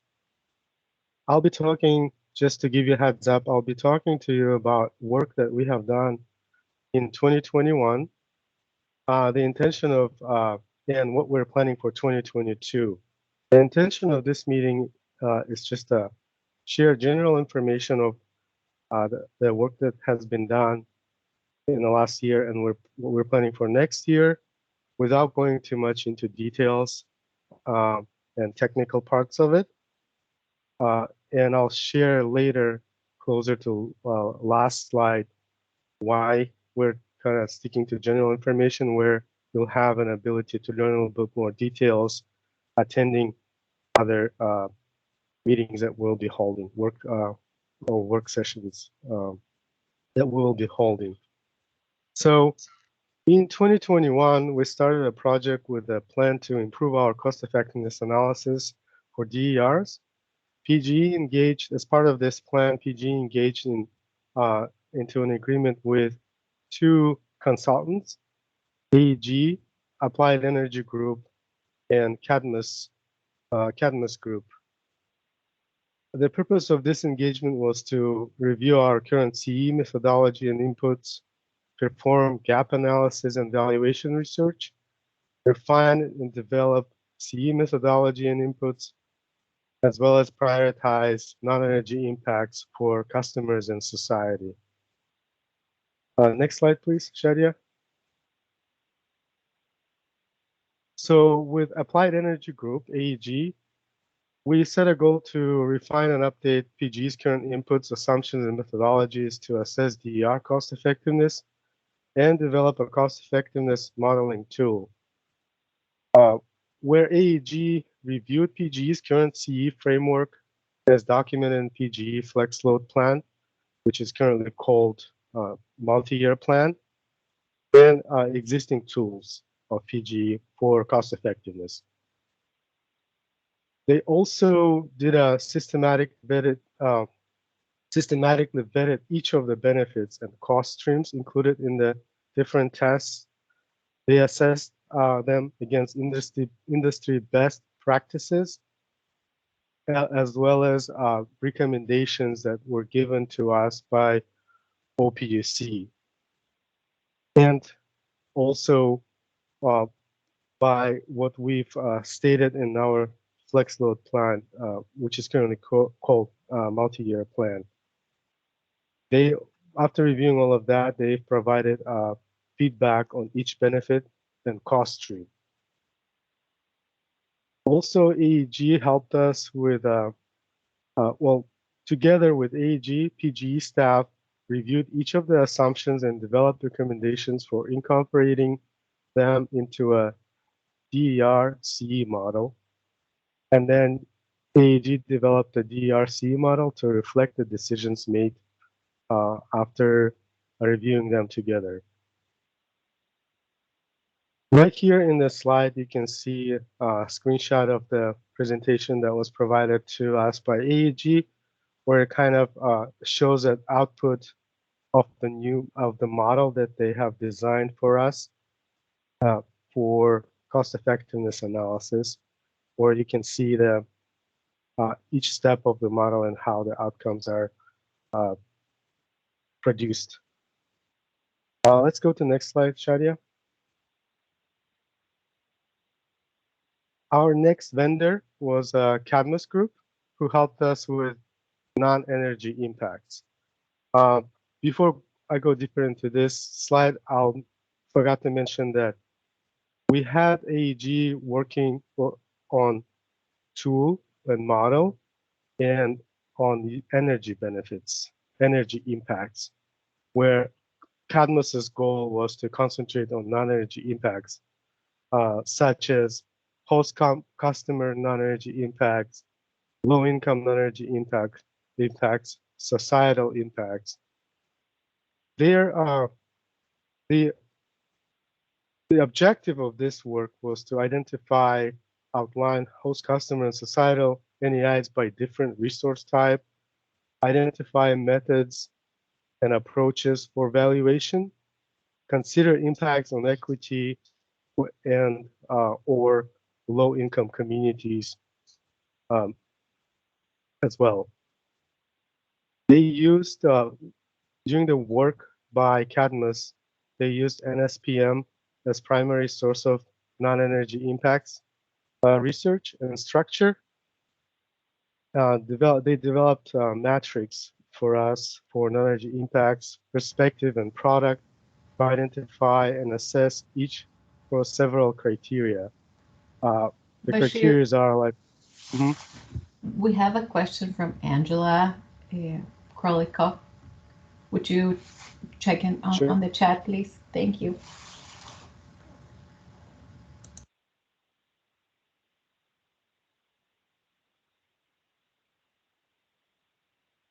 We have. I am not going into. So, Angela, are you asking because you were looking at the slide and the screenshot in it? Yes. And that's why you don't see resiliency. And then I heard you say NSPM, and I don't know what that is. If you can say what that is. NSPM, yeah.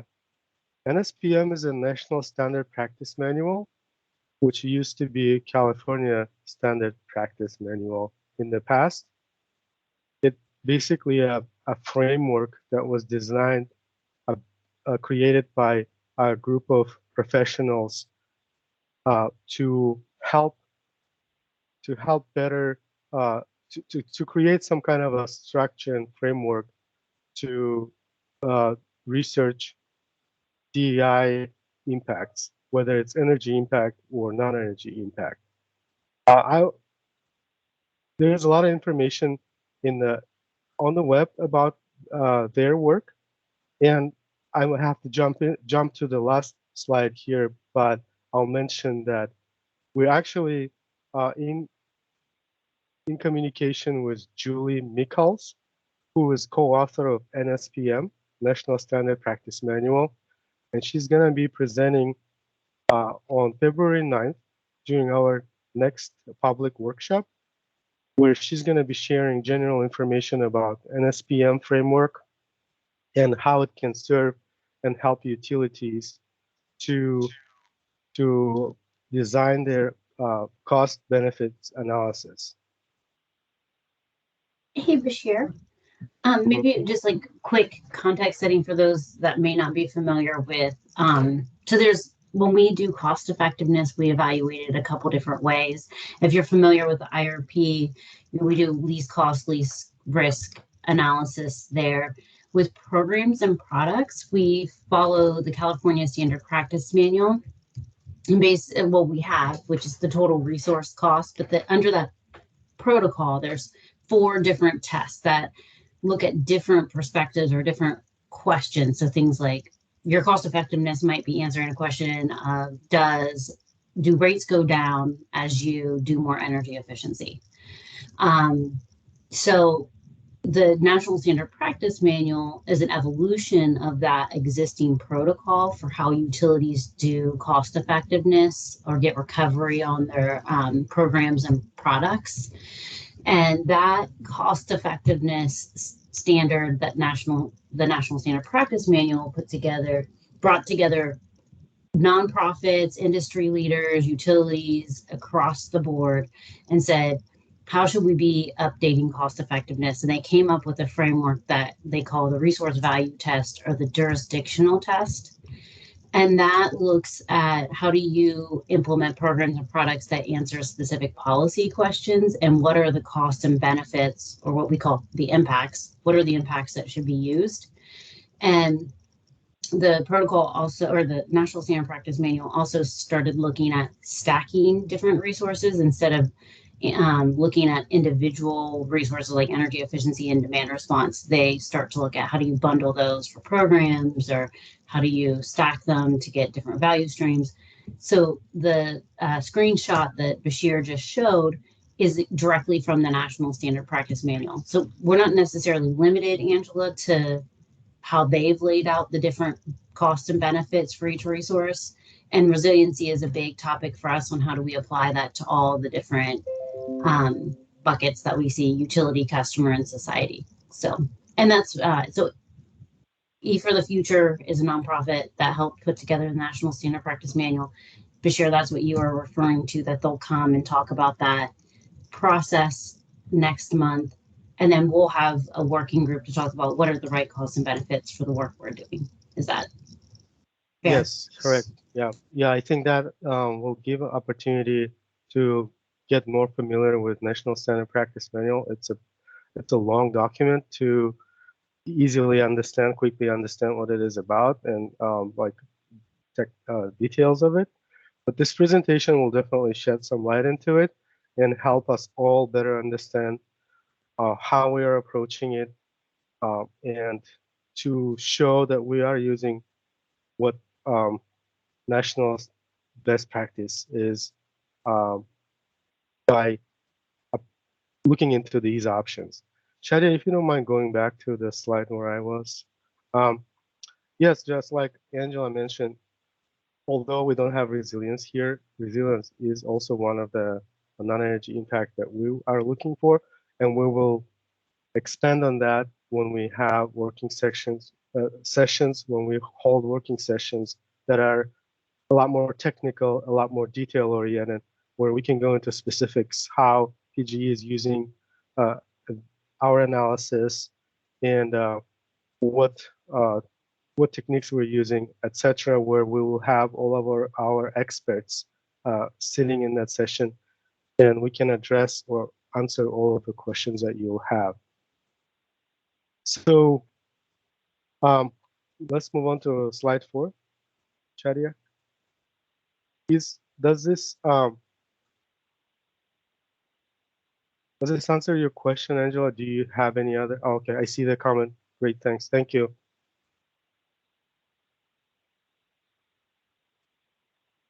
And then there's a question from Heidi, Pacific Corp.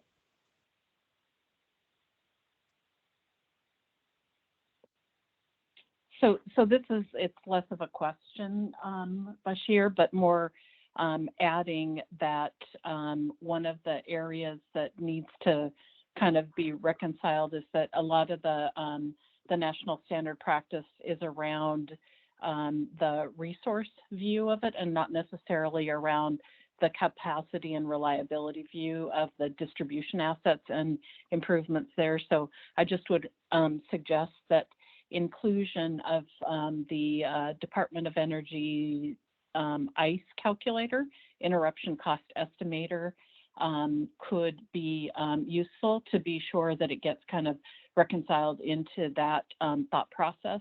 And for those of you who are familiar with that or not familiar with that, it attempts to quantify the impact of unreliability, typically for kind of the random short interruptions. They're trying to do a certain amount of expansion of the tool to recognize the more unusual and widespread impacts, but that can also help to create an understanding of the importance of reliability and resilience when you're valuing improvements. Correct. Nikit, you wanted to jump in and add something? Please go ahead. Yeah, Heidi, I think that's a great ad, and just for the reference of everybody here, thinking back to the slides in the non-wire section, we had that first kind of circle focused on a risk-based cost-benefit analysis. The teams that currently do that include a lot of these CIC surveys, which is the customer interruption surveys. And data based on that to determine what the customer minutes interrupted are and what the impact of that is to the customer. And we do expect to blend that work with this work as a way to sort of comprehensively value the resources. Thanks. Thank you, Nikit. Thank you, Heidi. I see I would add, just real quick while you're transitioning to the next question, Heidi, also Lawrence Berkeley Lab, I believe, is working with E for the Future. Those are the National Standard Practice authors, along with Synapse and others. So that will be really interesting to bring that to their attention. I think our approach will be to sort of use their guidance on discussion framework, but to definitely bring up, especially in some sub meetings, that we're going to talk about additional topics like that. So thank you. And before we move on, this is Angela again. Just to be clear, I was talking not only about reliability, but also about community resiliency in the fact, in the sense of microgrids and solar plus storage and the benefits that solar brings to the grid during times of outages. Solar plus storage, of course. Thank you, Angela. Yes, we'll take that note and we'll definitely expand on that. We are, I can just say right now that we are looking into that as well, but we will definitely have a lot more broader response to you with more details during the working sessions. And there was a comment if Misha, I think, wanted to be included in an SPM presentation. It is going to be just part of our public presentation, public meeting. So you don't have to be included in it. As long as you're invited to our regular monthly meetings, the presentation will take place during that, and everybody will have an opportunity to listen to it and ask questions. So moving on to next slide. Bashir, Jenny and Angela have some comments around defining resilience in the chat, and I just wanted to address it quickly. We agree. Nikki is working with Bashir to define what resilience means. What does it mean when we say long-term outage? What does it mean when we say customer minutes interrupted? That is a big scope of work on its own. So Nikki, I don't know, you've been working with Bashir on this over the last couple of weeks. Do you guys have a time frame for when you want to present your, first kind of stab at what you're thinking? Yeah, I don't know if we necessarily have a timeline currently set up. That said, I think there is, I would like to sort of share some high level thinking that we have. We are thinking about resilience sort of in three buckets. There is the utility impact of resilience, like a more resilient system. How does that affect the utility? There is a customer resilience impact, that is thinking about it from the customer's perspective, going back to Angela's comment about the solar and storage piece. And then finally, there is a societal element of resilience. What does it mean in terms of like emergency services and things like that? How does society get impacted by a more resilient grid? So that's we're sort of thinking along those three buckets. And I'm hoping that it won't be more than a month or month and a half from now that we feel good enough to come back to all of you with a presentation. But I don't want to sort of set incorrect expectations before we get there. So just some high level thinking and some sense on where we are and where we are going.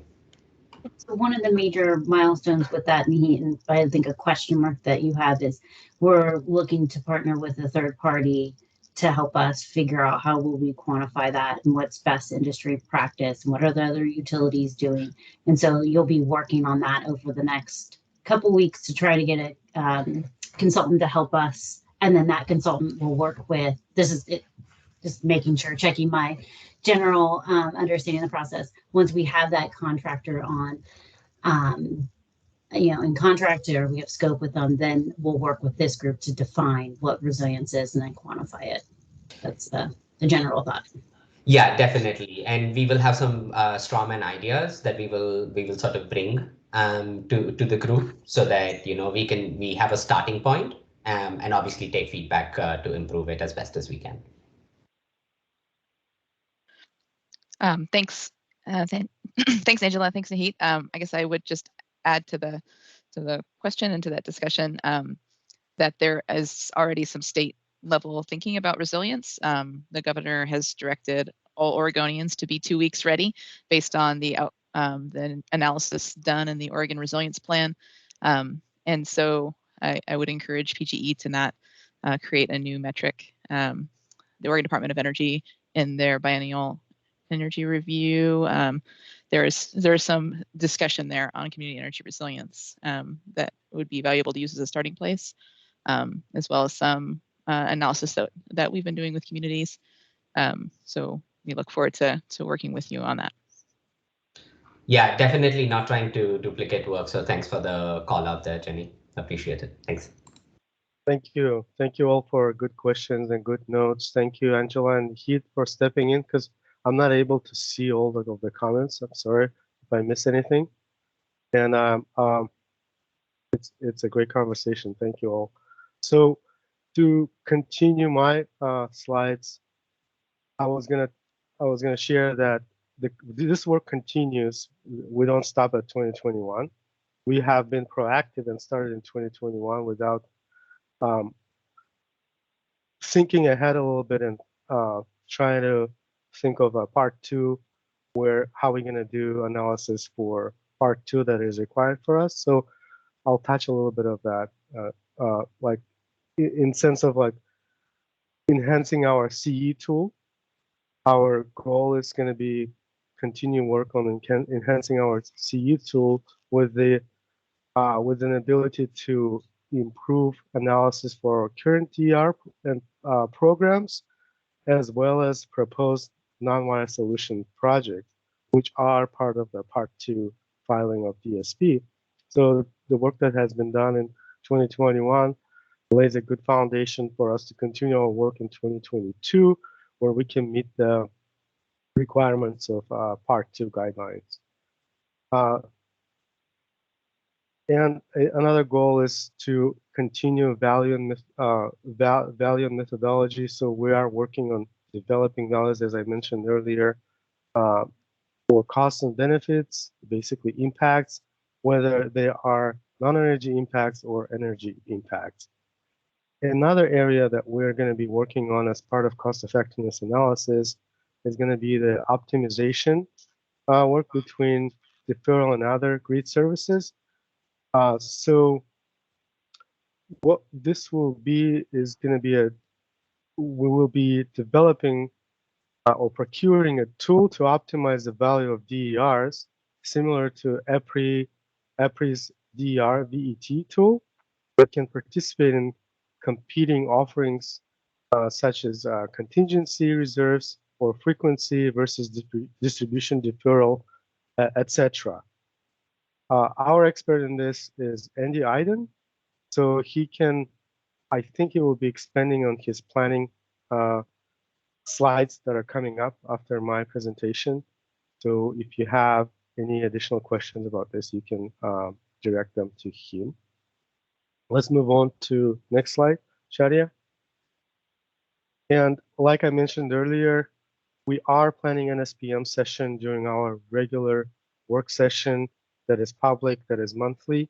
And we're going to have Julie Michals presenting in that presentation. She works for Energy for the Future. She is a co-author of this National Standard Practice Manual that lays out a framework for cost and benefit analysis, as well as other helpful resources or tools that can be used by utilities or other entities where it applies. On top of that, we didn't want to go too technical during our public meetings or monthly meetings. We want to break it out to subgroups and dive deeper a little bit into cost effectiveness analysis, what framework we are looking into it, and what PGE is using, what type of inputs we're using, what applications we can use, where can we apply the cost effectiveness analysis that we have, whether it's non-wireless solutions, transportation electrification, or flex load. And during those discussions, we think that there might be other areas that will pique people's interest, and we can adjust those as well. And the plan is to, while we're holding the subgroup sessions, working groups, working sessions with interested parties and interested people, we will be updating on a regular basis to our public monthly meetings, bringing in some updates from our conversations there to a public meeting so everybody is aware of what's going on, but without getting into technical details too much, where general public may not be interested as much, and we don't want to bore you too much with the details like that.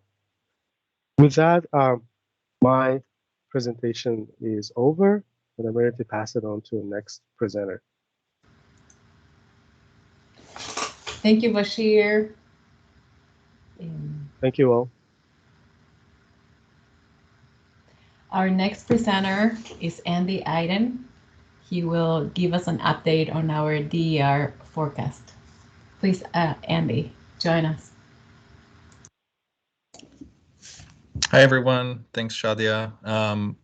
A couple of things just while we get started. Bashir mentioned that you could direct questions at me for the optimization work. That is true, but I won't be talking about those today, so sorry for that. The other thing is I have a lot of slides to cover today and a little bit less time than was planned, so I'm going to try to move pretty quickly, but stop me if I'm going too fast or if you have questions, and I may skip over selectively some slides. And so I'm Andy Iden. I'm a distributed planning analyst, a principal planner on Angela's team.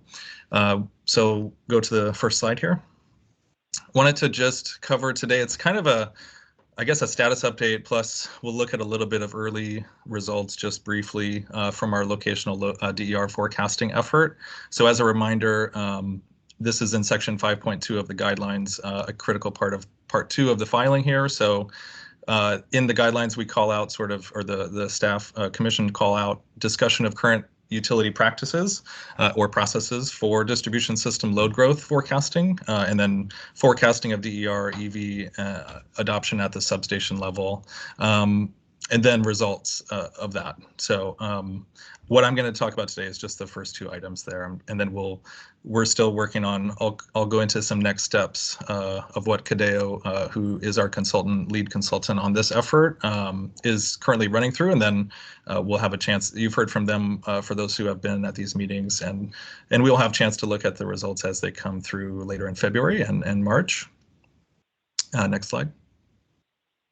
So this is a quick view of the corporate load forecast process, not meant to go into every bullet here, just using it as a way to pivot into the distribution load growth forecast, because it does tie back to the corporate load forecast, and that's an important consideration here. So we have a macroeconomic process to forecast load, and we take a look at near-term, long-term, and peak demand impacts. This is for both energy, new customer additions, and peak. So what I want to sort of highlight here is that there is a process of internally we will go through, and on a quarterly basis, you can see on the near-term schedule, we may update that as frequently as every quarter. And that's things like large customers are getting individual forecasts just because the business cycle heavily influences short-term energy deliveries and our requirements to serve that load.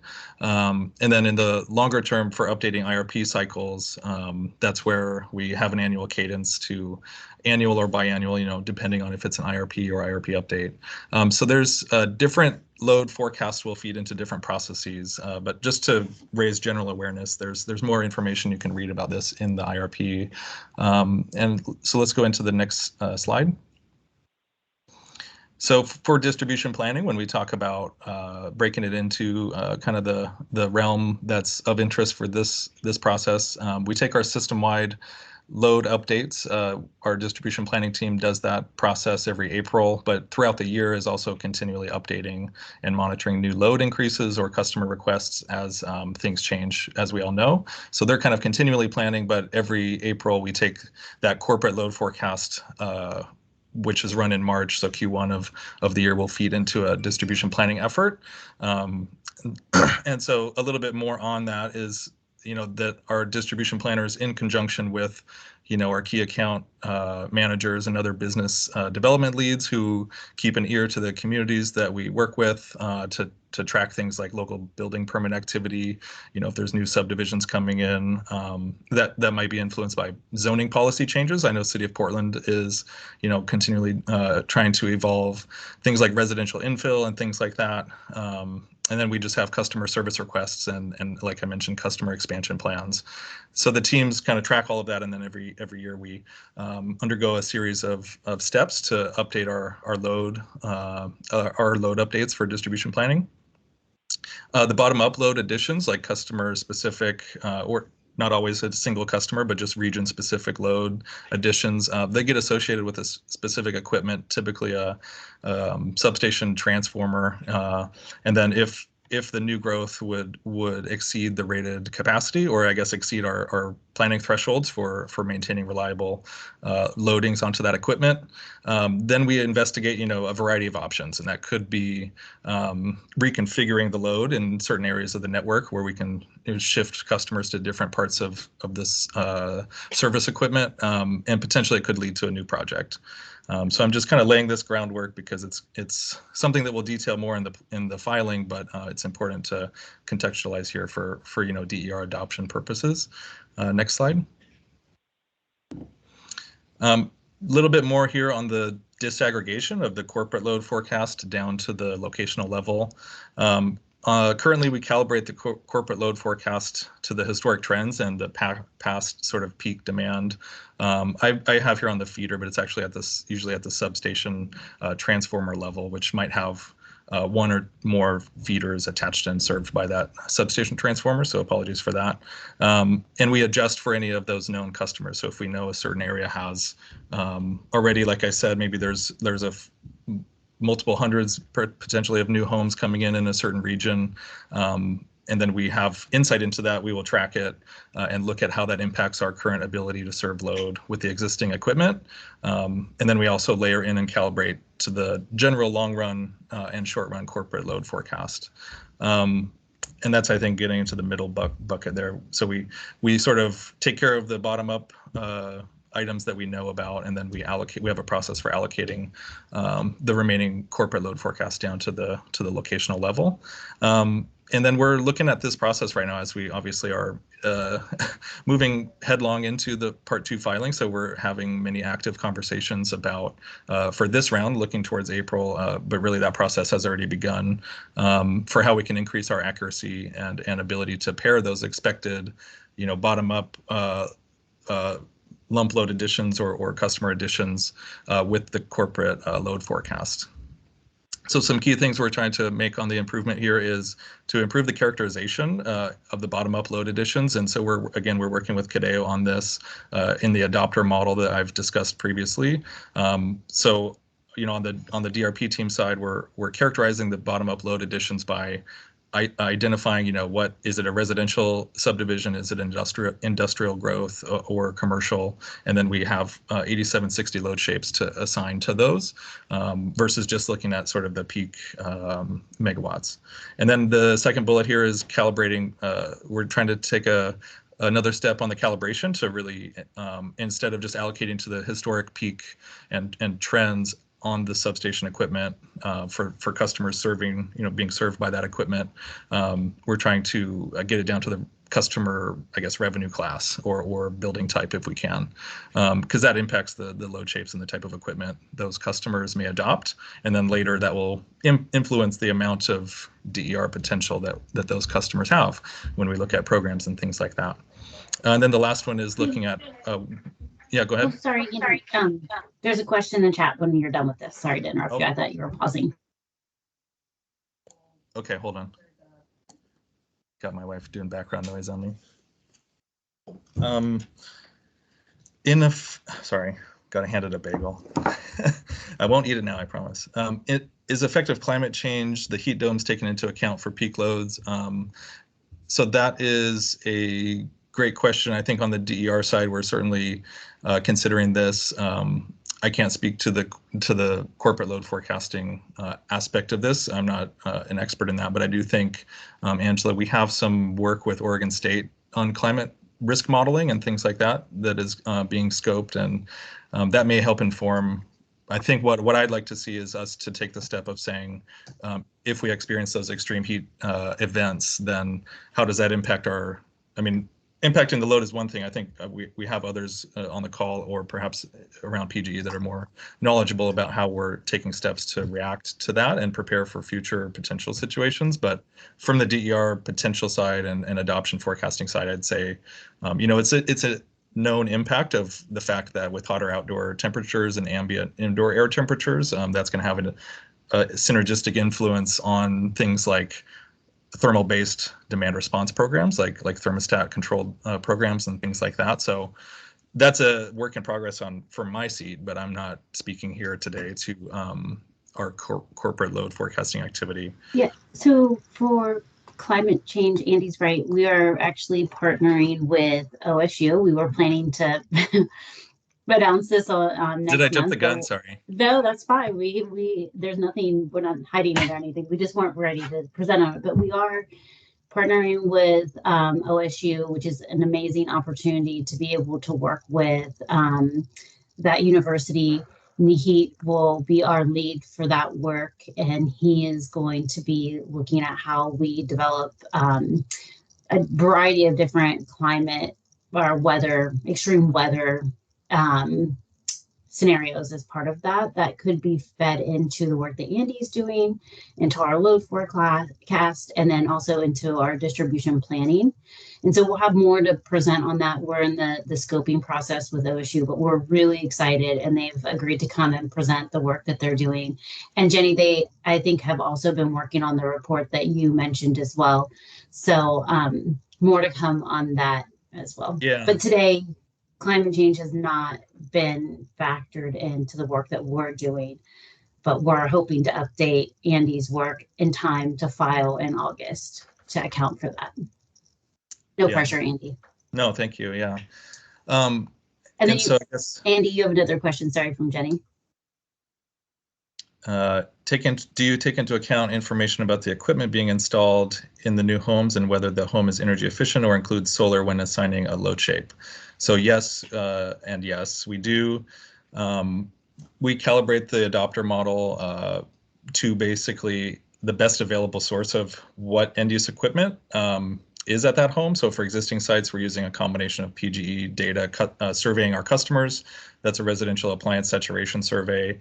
And then we also have the NEA regional building stock assessment and commercial building stock assessment that we utilize. And then there's some other data sources that we sort of evaluate, and we have to do some assignment based on probabilistic methods because we don't know everything about everybody. That's never going to happen. So we do calibrate to the known equipment, and we have, for example, all of the solar customers from our active gen report that's in the model. And then what we're doing is we forecast a gross load for just the on-site customer loads, and then we create net resource shapes, I guess, for solar PV and other things, which I actually have some slides on that later, so we can circle back to that, Jenny. And whether the home is energy efficient, I'd say we kind of take since we're calibrating to AMI data, we sort of have that embedded in the model. So the energy use per building, we're not sampling. I'll go into this later as well. We're not sampling or calculating a load profile for every customer, but we're doing some sampling that gets to that. I think future code and like new construction and stuff is another conversation that we can get into. And one last, I'll save that for later. Let's go on to the next slide, and hopefully that answered enough on those questions. But Here's an example of, like I said, we're trying to take this a step further right now. So we're feeding some of the information from our distribution planning efforts to Cadeo right now is crunching this into the model and breaking our top level system forecast that we talked about previously that was conducted for the IRP. And now we're breaking it down at the site level.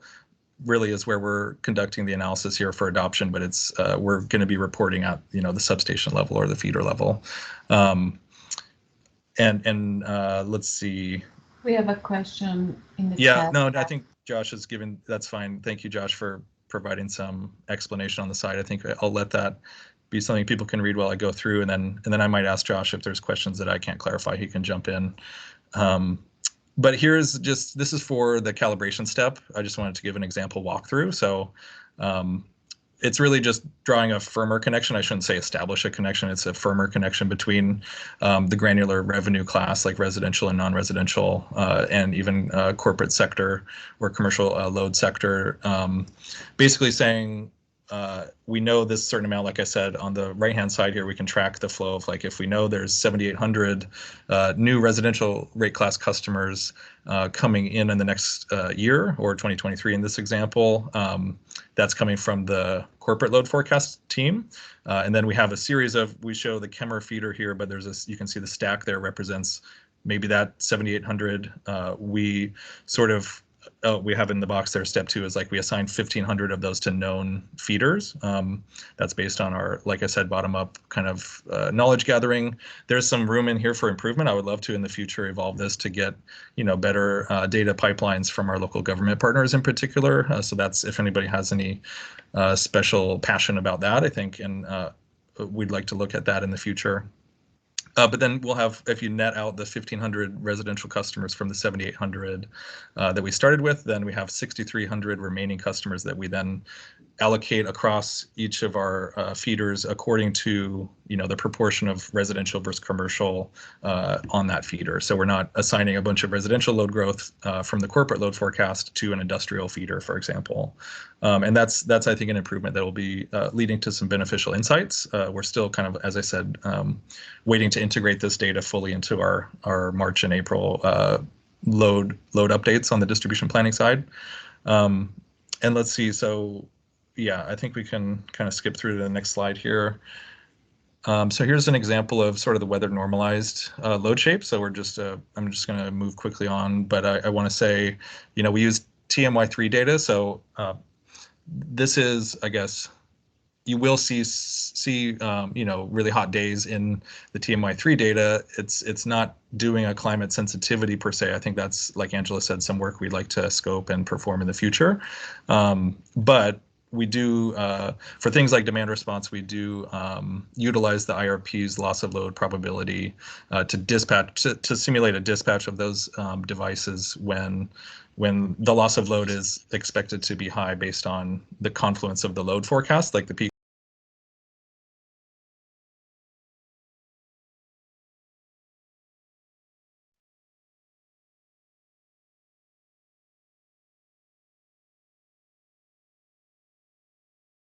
future charts that might be more interesting. So that was kind of the primer and background on the bottom-up load forecasting effort. So that first bullet that I mentioned from the guidelines, we will again have a more full discussion and description of our current practice in the filing, and probably even, I'd say, in April timeframe, April and May, like we'll have a look at the final full results, and we can dive deeper into this if people want to. So next slide. Just a reminder, so I don't know, it was an appendix to a very long filing, so just wanted to call out that the report from Cadeo, and we also had Lighthouse Energy, so Ted Light, and then Brattle were also working on this for us. We filed this as Appendix G. You can find it on the link here. We did include some snippets and high-level takeaways in Part 1. We just couldn't resist. I mean, it was really good work, and I know that Part 2 was really for the bottom-up DER forecasting, but since this was at the IRP level, the system level, we felt, you know, it was good to get the methodology out there. If you haven't taken a look yet, feel free to go and read that. It's I think a really well put together document. But just a reminder, the DERs we're looking at, energy efficiency, that's something that's outside the scope of our study, but we receive inputs from Energy Trust. And then the study encompasses demand response or flexible load, distributed rooftop PV, so kind of what Kathy was talking about earlier today, as well as battery storage, which includes single customer storage as well as microgrids, and then electric vehicle, both the vehicle adoption and the electric vehicle chargers. Next slide. Before I jump into this, looks like Stephen, you got a question? Hey, Andy. Yeah. So that's really good that you guys are considering, you know, environmental impacts and whatnot, and incorporating that in. I'm curious now that House Bill 2021 is out and you guys can do basically authorization to do rate design and market design. Are you guys considering, you know, how highly dynamic rate tariff could change the outcome? So we model right now some time of use rates and interactive time of use rates within like an optimization for thermostats, water heaters, and EVs on a time of use rate. I believe that's not dynamic. That's just right. two time periods, right? I'm talking about dynamic rate tariffs. Yeah, we haven't incorporated that into our study in particular, but yeah, I think we're open to discussion about what that looks like. I think within the context of continued market evolution as HB 2021. I think it's early still. People are, you know, we're conducting a lot of work on the IRP side, and we have the Clean Energy Plan, which will sort of help socialize with stakeholders and the commission how PGE expects to meet the requirements of HB 2021. And yeah, so I think that what I've seen from that language is, you know, 2030 is the first milestone for emissions reductions. And given that there's a lot of uncertainties with how different pieces of legislation and clean energy goals for different parties are lining up, that it seems like the communication from staff and others is that in the short term, we're focused on, you know, compliance and getting things off the ground. So I haven't personally, you know, seen large interest in that. I know there's often conversation. I mean, I wouldn't say there's no interest, but we can talk about that, I think, on a separate session or something like that. Yeah, I think it'd be wise, you know, because that can help, you know, articulate the value add, you know, to this whole, what does it look like for the CEP development, right? And so, you know, I've talked to Josh, you know, about this, you know, incorporating it into the CADEO analysis. So we can provide those highly dynamic tariffs right now that you can use. So sooner the better type of thing. Yeah, we do a mix of existing program and tariffs in the model, and then we do have a space to put in some emerging technology. So if there's a basis there, we can look at what we have to go on. I would need to sort of talk to our rates and product development people and see what they would want to approach. So yeah, I'll follow up with you on that, Stephen. Awesome, thanks. So this slide is just to highlight that phase one for this project, we broke it into two chunks, and then I'll also get into some ongoing work that we're performing with CADEO at the end of this presentation. But I see I have about 20 minutes. I'm going to quickly go through this last phase two. That's where we are now. The next set of slides is sort of talking about the process to sort of break the system level forecast for DERs down into the locational level. And we're going to talk about measure feasibility. Well, I should say that's meant to highlight that, like, the adoption probability on phase two, we're including there, you know, I didn't draw a circle around it or anything, but now we're saying by premise as well. In the first phase for IRP, we didn't necessarily say anything about which customers are likely to adopt which technology, but it's nice because we had the model at the site level. We could sort of say things about, oh, this building is of a certain vintage. It's most likely going to replace equipment in 5 years or 10 years, that type of thing. That kind of gets Jenny to your comment. So we do have all of that data in a stock turnover type of model. So let's go to the next slide. So this is what CADEO is doing here is we're working on adoption propensity for each DER. We have to break it in. What we've chosen to do is break it into certain ones that we have a long history of adoption data that we can train a statistical model to predict future uptake, and that's maybe the statistical model approach. But we also have what we're calling heuristic approach for things that are newer and more nascent to the market. Following a similar approach to scoring and ranking the adoption probabilities for both, I'm going to talk through the statistical model for solar PV and show some examples of that. And then just know that I won't go into each of these, but that a similar ranking process and assignment of a probability score to each premise is sort of being followed. Next slide.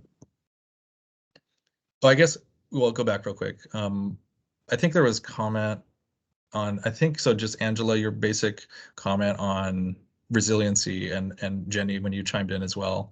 So the heuristic model over there on behind the meter storage and microgrid, I don't think I have slides in this deck, but that would be where we're trying to say certain customers may have higher propensity either because they're being they're eligible for certain programs, like maybe that if Energy Trust, if you all are working to target your solar programs, and I know there's some storage language in there and you're working with PGE on the storage pilot. So those type of things we're trying to account for, and things like coincidence with public safety power shutoff customers and things.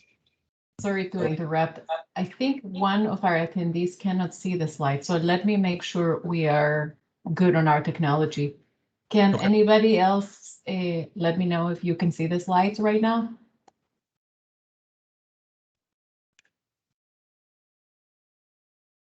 Maybe I will just point. Mihit, can you see the slides right now? Jenny, yeah, we're getting a lot of thumbs up as well. I think we can see the slides. Catherine, maybe jumping offline and online might help the situation. Great, thank you. Sorry for interrupting, Andy. I just wanted to make sure. Go ahead to the next slide. So this is the framework we're applying to sort of introduce this propensity modeling approach. So for all of the DER types, like I mentioned, this is applicable to the statistical model approach. So we're selecting candidate variables. You know, there's a lot of different things when we talk about like big data or whatnot that could be developed that might predict some outcome, but we want to then combine those into a single data set, sample a certain subset of customers who, like I said, we have, we can then apply the variables to predict future adoption, and then remove, you know, a certain percent of those premises and train the model on that to actually verify the prediction. So, and then we do some validation and sort of scaling to the rest of the service area and other DERs. Next slide, it goes into some detail. So that will, I think, be useful. It's a little small type, but I'm going to narrate through it. So this is an example again of the statistical model approach. We're applying this for residential solar.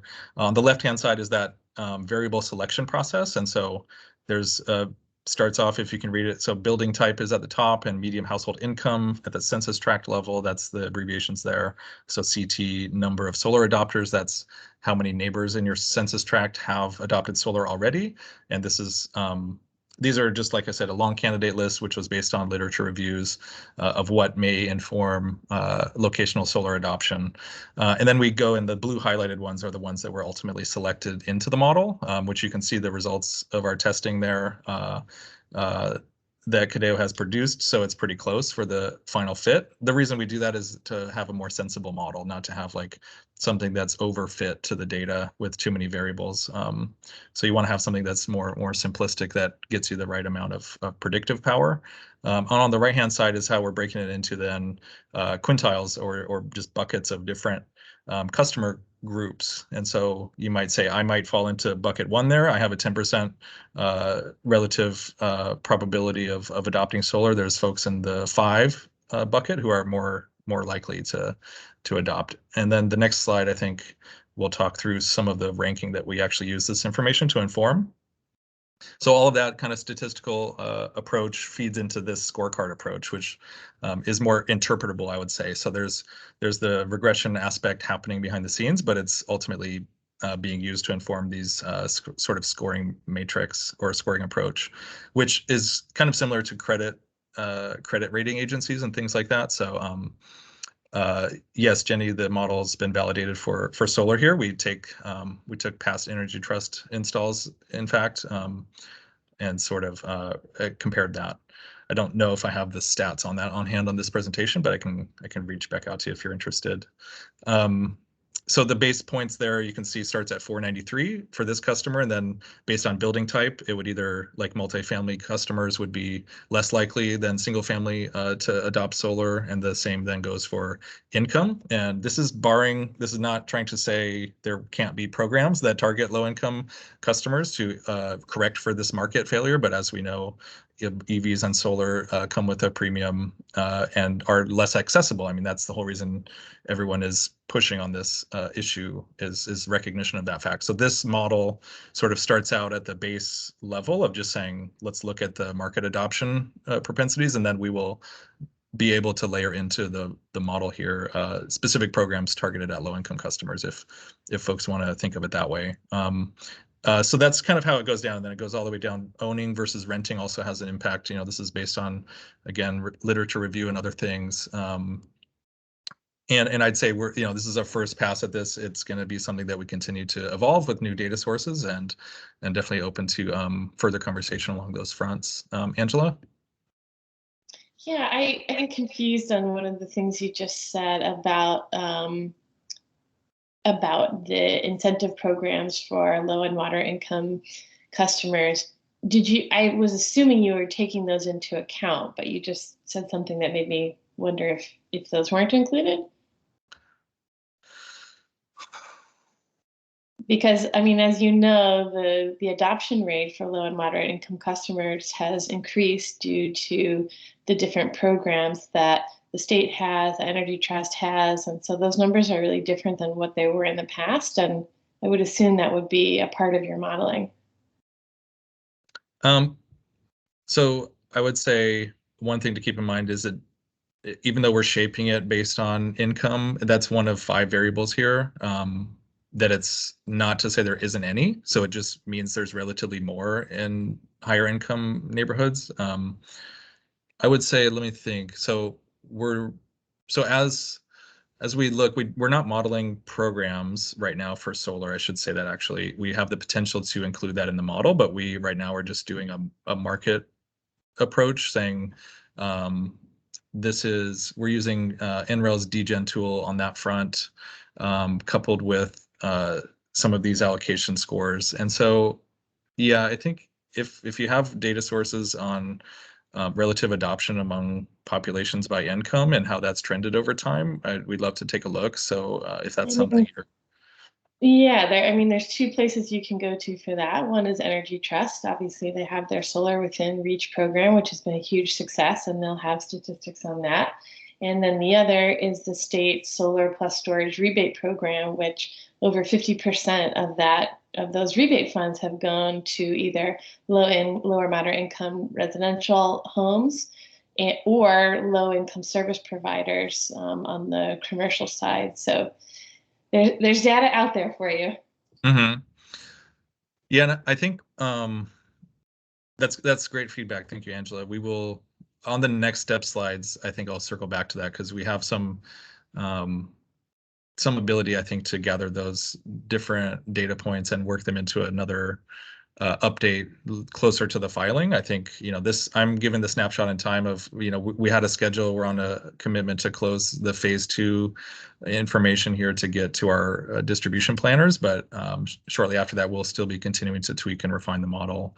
And adding programs and different state rebates and things like that to look at different scenarios is something we can certainly investigate. I think next slide would be good. Andy, can I reiterate that point? So we created this analysis we started this project back in 2020, and our analysis and data sets came from the known programs that we had at that time and the data that we had at that time. But this tool is an in-house tool and we'll continue to update it. And so we'll refresh this data set as soon as we, to Andy's point, as soon as we get the requirements down for DSP, we do plan on refreshing it again this year. So Angela, we'll take your feedback and incorporate that into the refresh. Well, I appreciate that, but also this data from the state has been around since 2020. And I mean, just to be completely blunt, it feels like this modeling is wrong. I mean, it's wrong. It's not taking into account the new adoption rates by other communities. And it makes me really nervous that your modeling about adoption does not reflect reality right now. I don't understand kind of the point of it if we know going into it that it's flawed. And why can't there be an adjustment now instead of waiting until later? I'm missing something.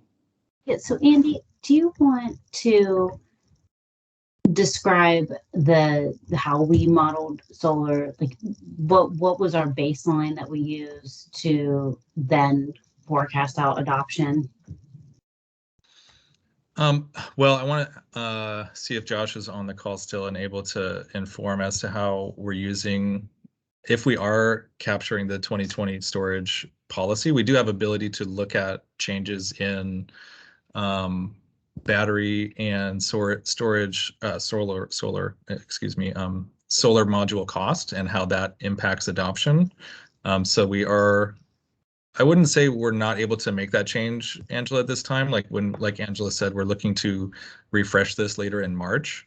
And so I think if that's a priority, is to take a harder look at how solar is being modeled for low-income populations based on available state incentives and ETO incentives. I think that's certainly something we could look at. I do think the DGen approach has accounted for that to some extent. We can always get more refined as we go along. But Josh, were you going to say something? Yeah, I just wanted to highlight a couple things. So one, if we were to model the low income program, we would have to separate it as like specific programmatic adoption, which means we also need to have site level information, not aggregate level information on where those installations are taking place, because there's programmatic and non-programmatic adoption that takes place, even within the low income population as well. But we could do that. If we have that information, we can totally do that. It's not a big deal. It would be similar to like what we do with like energy efficiency in some cases. The other thing I just want to like set expectations is around precision. So when we talk about the like error bands around some of our adoption probabilities, they're relatively large, and income is very tricky. And I don't mean this as a dodge. It's just like the reality is that there are countervailing factors that we know explicitly right here. So when we look at it, income affects in the negative and in the positive because of programmatic activity, which we can only control for both of those factors if we know both of those factors at the same time. And we need to know that because we're doing locational analysis, we need to know it locationally. Otherwise, we can't estimate differentials locationally. Otherwise, what we effectively get here is we get a blended average of those two. That is like the effect that we're estimating right now is an average effect based on income. And so it is the net effect of programmatic adoption and non-programmatic adoption. So in that sense, it's already included by controlling for low income, but it's not differentiating between those that participated in the program and those that didn't. Does that make sense? Not really, to be honest. And locational information is available from both Energy Trust and the Department of Energy. So if we're predicting out into the future, there's new funds in the solar rebate program. There's a new 25% carve out in Energy Trust incentives. If Congress passes a bill, there'll be additional new incentives for low and moderate income folks, and it really feels like you're ignoring all of that. So it's not going to be right. It definitely won't Can be you right. explain? Sorry, I just want to clarify. All modeling is wrong. It will definitely not be right. Like there are like the level of complexity that we're dealing with is very high. Well, so sure, I don't mean this as a dodge, but like it's very, very complex to like. I understand it, but there is data available that you're not using, and so your assumptions going into it are wrong. So Josh, can you clarify the difference between, I think you made this point earlier and it's an important one, a programmatic forecast versus one that's based on economics. So can you just explain the difference between those approaches? Yeah. So when so this is a bit of a difference from, like, say, when you just look at a market forecast. We explicitly model things like if you adopt a program based on specific criteria for participating in a program. So it may have like all these different rules. So like a demand response program or a microgrid program or a low income solar program. Those are modeled explicitly and separately from those that just occur in the general population based on like naturally occurring adoption. Right now, we are treating solar non-programmatically from a modeling perspective. That is to say, we're taking the net average impacts. Now we account for rebates at the state level. We just take and that gets incorporated into DGen, but it's at the market level. So we take like an average of the rebates and we forecast that forward. So we're not different. All I'm saying is that we're not differentiating between low income and non-low income. And again, like I said, doesn't mean that we can't do it. It's just that we didn't. Because in terms of like a net effect on like a system or even at a locational level, it's a relatively small impact. So that is to say, like right now, by controlling for income, we are controlling also for the programmatic incentives because we use data that included those programmatic incentives to train the model. But what that negative impact from income that you see is a net negative. That is to say, it is net of a larger negative and a positive. Right? There's the negative impact of on adoption of being low income that is slightly smaller because of programmatic behavior. And our model, by incorporating that, assumes that continues in perpetuity. Now we're not estimating it dynamically today. But Josh, if I was to translate this into like layman's terms, basically the model looks at do costs decline over time for solar? And if they do, we have higher adoption. A programmatic a forecast, which is what you're asking us to do and is fair. It is something we are looking at doing. A programmatic forecast says, well, what if you have intervention, some sort of intervention, whether it's you put, you have programs that give you incentives or there's policy. We didn't account for that. We just looked at declining cost over time. But is that fair? Is that a good way of characterizing that, Josh? Correct. We did embed existing rebates that are on the books at the market level. So like we have market level adoption is net of like statewide rebates. Yeah. And at the market level is what? Can you clarify on average that? Across the entire population.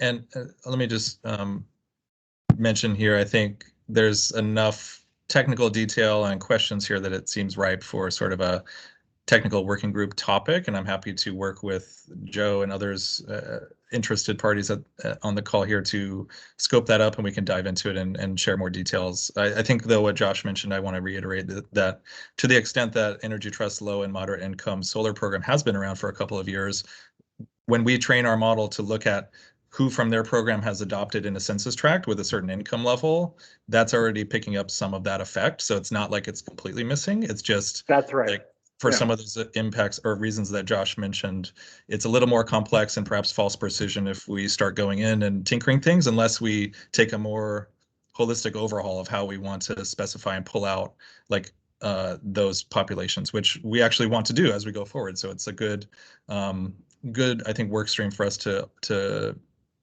put our assumptions and our modeling approach for this going to the technical work group and then come back. I guess that's what I mean. I do appreciate a technical work group. I would like to be included in that, as you can imagine. I mean, I think what I'm hearing is that while it is reflected, what has happened is reflected in the model. What I'm concerned about is that these programs have changed the market. Low and moderate income was not a market before, and now it is. And I don't think that's reflected in your model. Yeah, that's a fair point. And so I think along with Kathy's presentation earlier, I mean, there's interest in that. We want to do our best. I mean, I know these are all separate presentations at this point, but there is obviously that thread between what's being discussed in the DSP for both DER forecasting and constraints on the system and how we identify solutions for those, particularly whether it's non-wires or just for average investments. And so I think we see this as like our agreements at the beginning. We sort of need to realize this is a multi-year, multi-stage effort. And so what we can do is advance that conversation, take note of what you've raised here, Angela, and perhaps come back with a different way to present our materials and really touch on that, and then open the door for, after establishing a better understanding, then we can drive towards like an incremental step forward here. I think we can accomplish that. And I know we're at time, so I don't want to actually rush through the last elements of these slides. Andy, I shared with the room that since we're having such a great discussion, we will be going a little bit over time. So feel free to correctly go over your slides. We will be recording them and we will be sending them to the group. Okay, well. Hey, and before people drop off, can I just reiterate something Andy committed to, that having a technical working group, going deeper into this, talking about our analysis, and then thinking about how we'll refresh it. We are committed to doing that, and we'll get back to you on when we'll do that. Yeah, do you want to jump to your close-up slides, Angela? And then if there's time, I could just hang out and go through the last slides. I think go ahead and go forward with your stuff. Yeah. So this is kind of how that stacked chart I showed of the 5 quintiles of different probabilities of adoption. We take that and adjust our S-curve for adoption here, proportionate to those. And so, like I said, the lower scores it's not saying they're not getting anything. It's just they adopt at a lower rate based on these factors. And so, and the dotted line there is kind of the system-wide average adoption for a resource. Down a slide. So the next, what we're aiming to do then with this, after we kind of calibrate these for all DER types. So again, we're doing this for EVs and demand response, as well as solar and storage. So right now we're testing the model and calibrating it to the test beds, and then we're going to scale that up to the service area. But if you go to the next slide, I think there's a embedded animation. If you hit play on this, it's for the 3 substations, Island, Delaware, and Roseway. Those are our 3 smart grid test beds. And it's advancing now. We're going 2025 up to 2040. It's a time series here, just to show locationally, like these are EV and charger adoption. And you can start to see each of these dots is like a premise or a public charger or something like that. And so now the time, it's a little small, but it's advancing on the top of the chart there. So it's like hitting 2040 right now. So you can see just the infill and density of EV charging needs. Again, these are vehicles and chargers, so it's just meant for illustration. But this is the type of visualization we'd like to develop, and actually Cadeo already has this in Tableau for the other DERs. But I just wanted to pull in the EV one here just to show. So this again, this is the 3 substations in the smart grid testbed, but we are applying this adoption, this locational adoption probability framework to the entire service area, to every substation. And so that's going to be a lot of data. So we're still, if you go to the next slide, crunching through that and scaling it to the service area. Well, I guess that I talk about it in a few slides, but essentially, yeah, you can stay on that next one.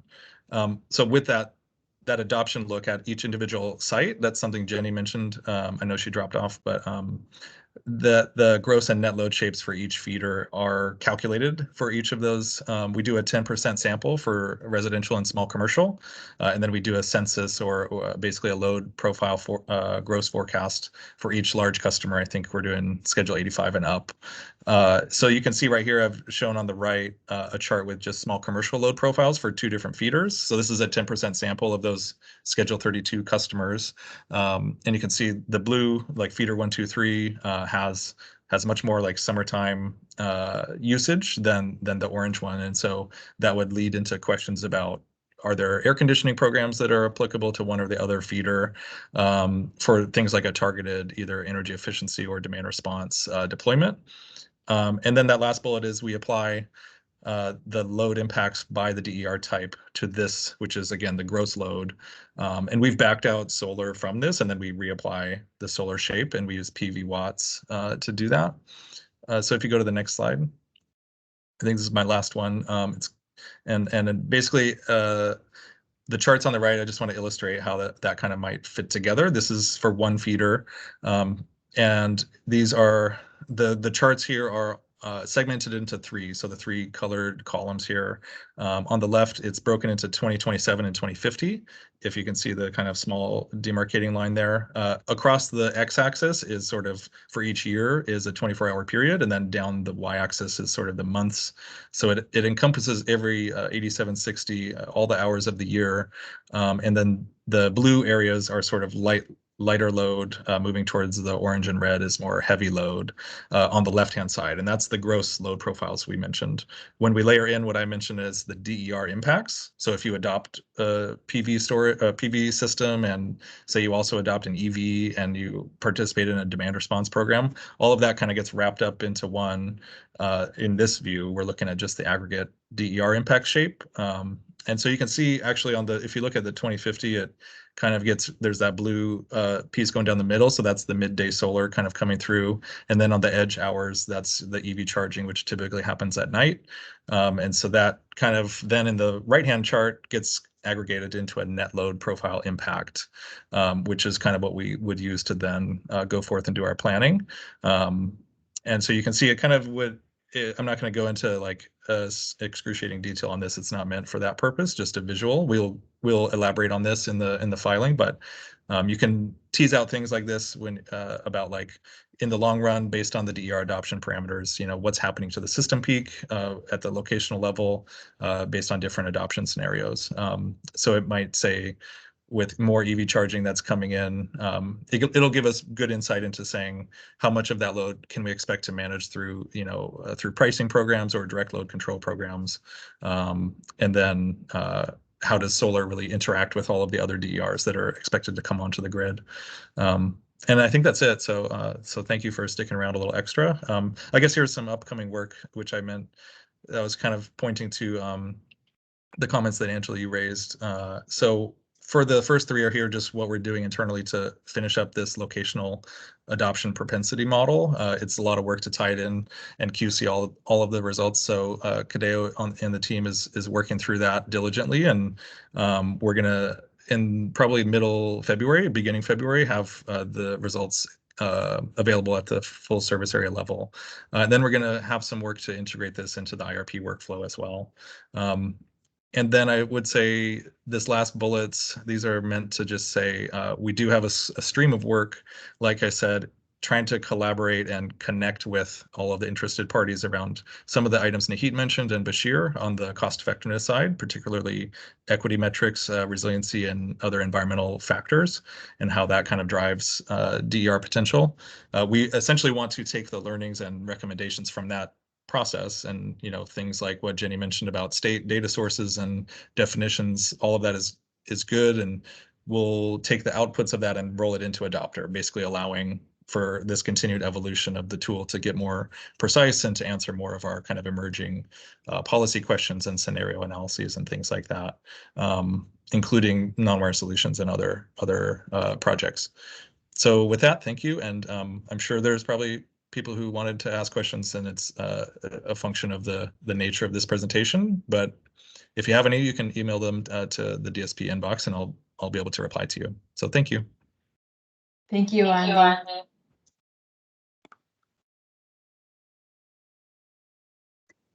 With that, we are left with Angela to tell us our next steps. Yeah. So we've shared the draft outline for our draft agenda outline for our next three meetings. I will continue to refine this and send out content based on the feedback that we got here, but we'll want to give updates on where we are with community engagement, updates on locational forecasting, and I think we owe it to this group to give Andy some more time to discuss the forecasting in our next meeting, so we'll do that. And then we'll get back to this group on cost effectiveness and non-wire solutions as well. Stephen? Yeah, Angela, I didn't hear him talk about it. So phase 2, you guys are supposed to be demonstrating 2 non-wire solutions. When is that going to be the priority of the conversation?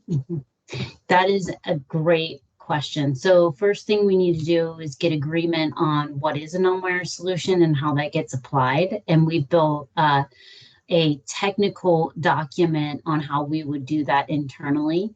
We have not incorporated the community engagement aspect of that, and we will be looking to work with our community-based organizations to determine how do we start to implement the community engagement process into our internal process. And we're working with one CBO to take that internal document and make it less technical. So all that is happening right now. We hope by our next partnership meeting, we'll be able to share out the internal technical document and our plan for how we would do community engagement. And then probably in March, and then we might even, as part of that, bring forth some projects that we know about that could potentially be a non-wire solution if they're ready to present. Otherwise, it'll probably be March when we have a list of projects that we would want to discuss with this group. But I want to be clear that due to the nature of planning for the system, that we're not going to have everything solved with non-wire solutions this year. It's going to be an ongoing process. So, and so are you only taking CBOs non-wires opportunities, or are you taking other people's non-wires opportunities? So we haven't got to that point. We're working with CBOs to define how does community engagement get involved? What does it mean what does equity mean in terms of non-wire solutions? So we'll be leaning into their expertise on that. And then once we've identified areas to prioritize, we'll talk about solutions. So right now we're just at the very early stages of developing the framework to look at non-wire solutions. What are those? And then prioritizing areas and then potential solutions to solve the constraints. But Stephen, you'll see our internal document, and I think it'll speak to you because I know you're an engineer and you'll hopefully be able to provide some good feedback on it. Brilliant. Okay, no, thank you. I wanted to make sure that I was understanding the timeline. 2 work streams, a technical one that's I think you'll be excellent addition to, and then there's the community equity portion, and that is we'll be leaning into our CBOs and community advocates for that work stream. And then we'll try to pull everybody together through these meetings. Excellent. Okay. Yep. Thank you.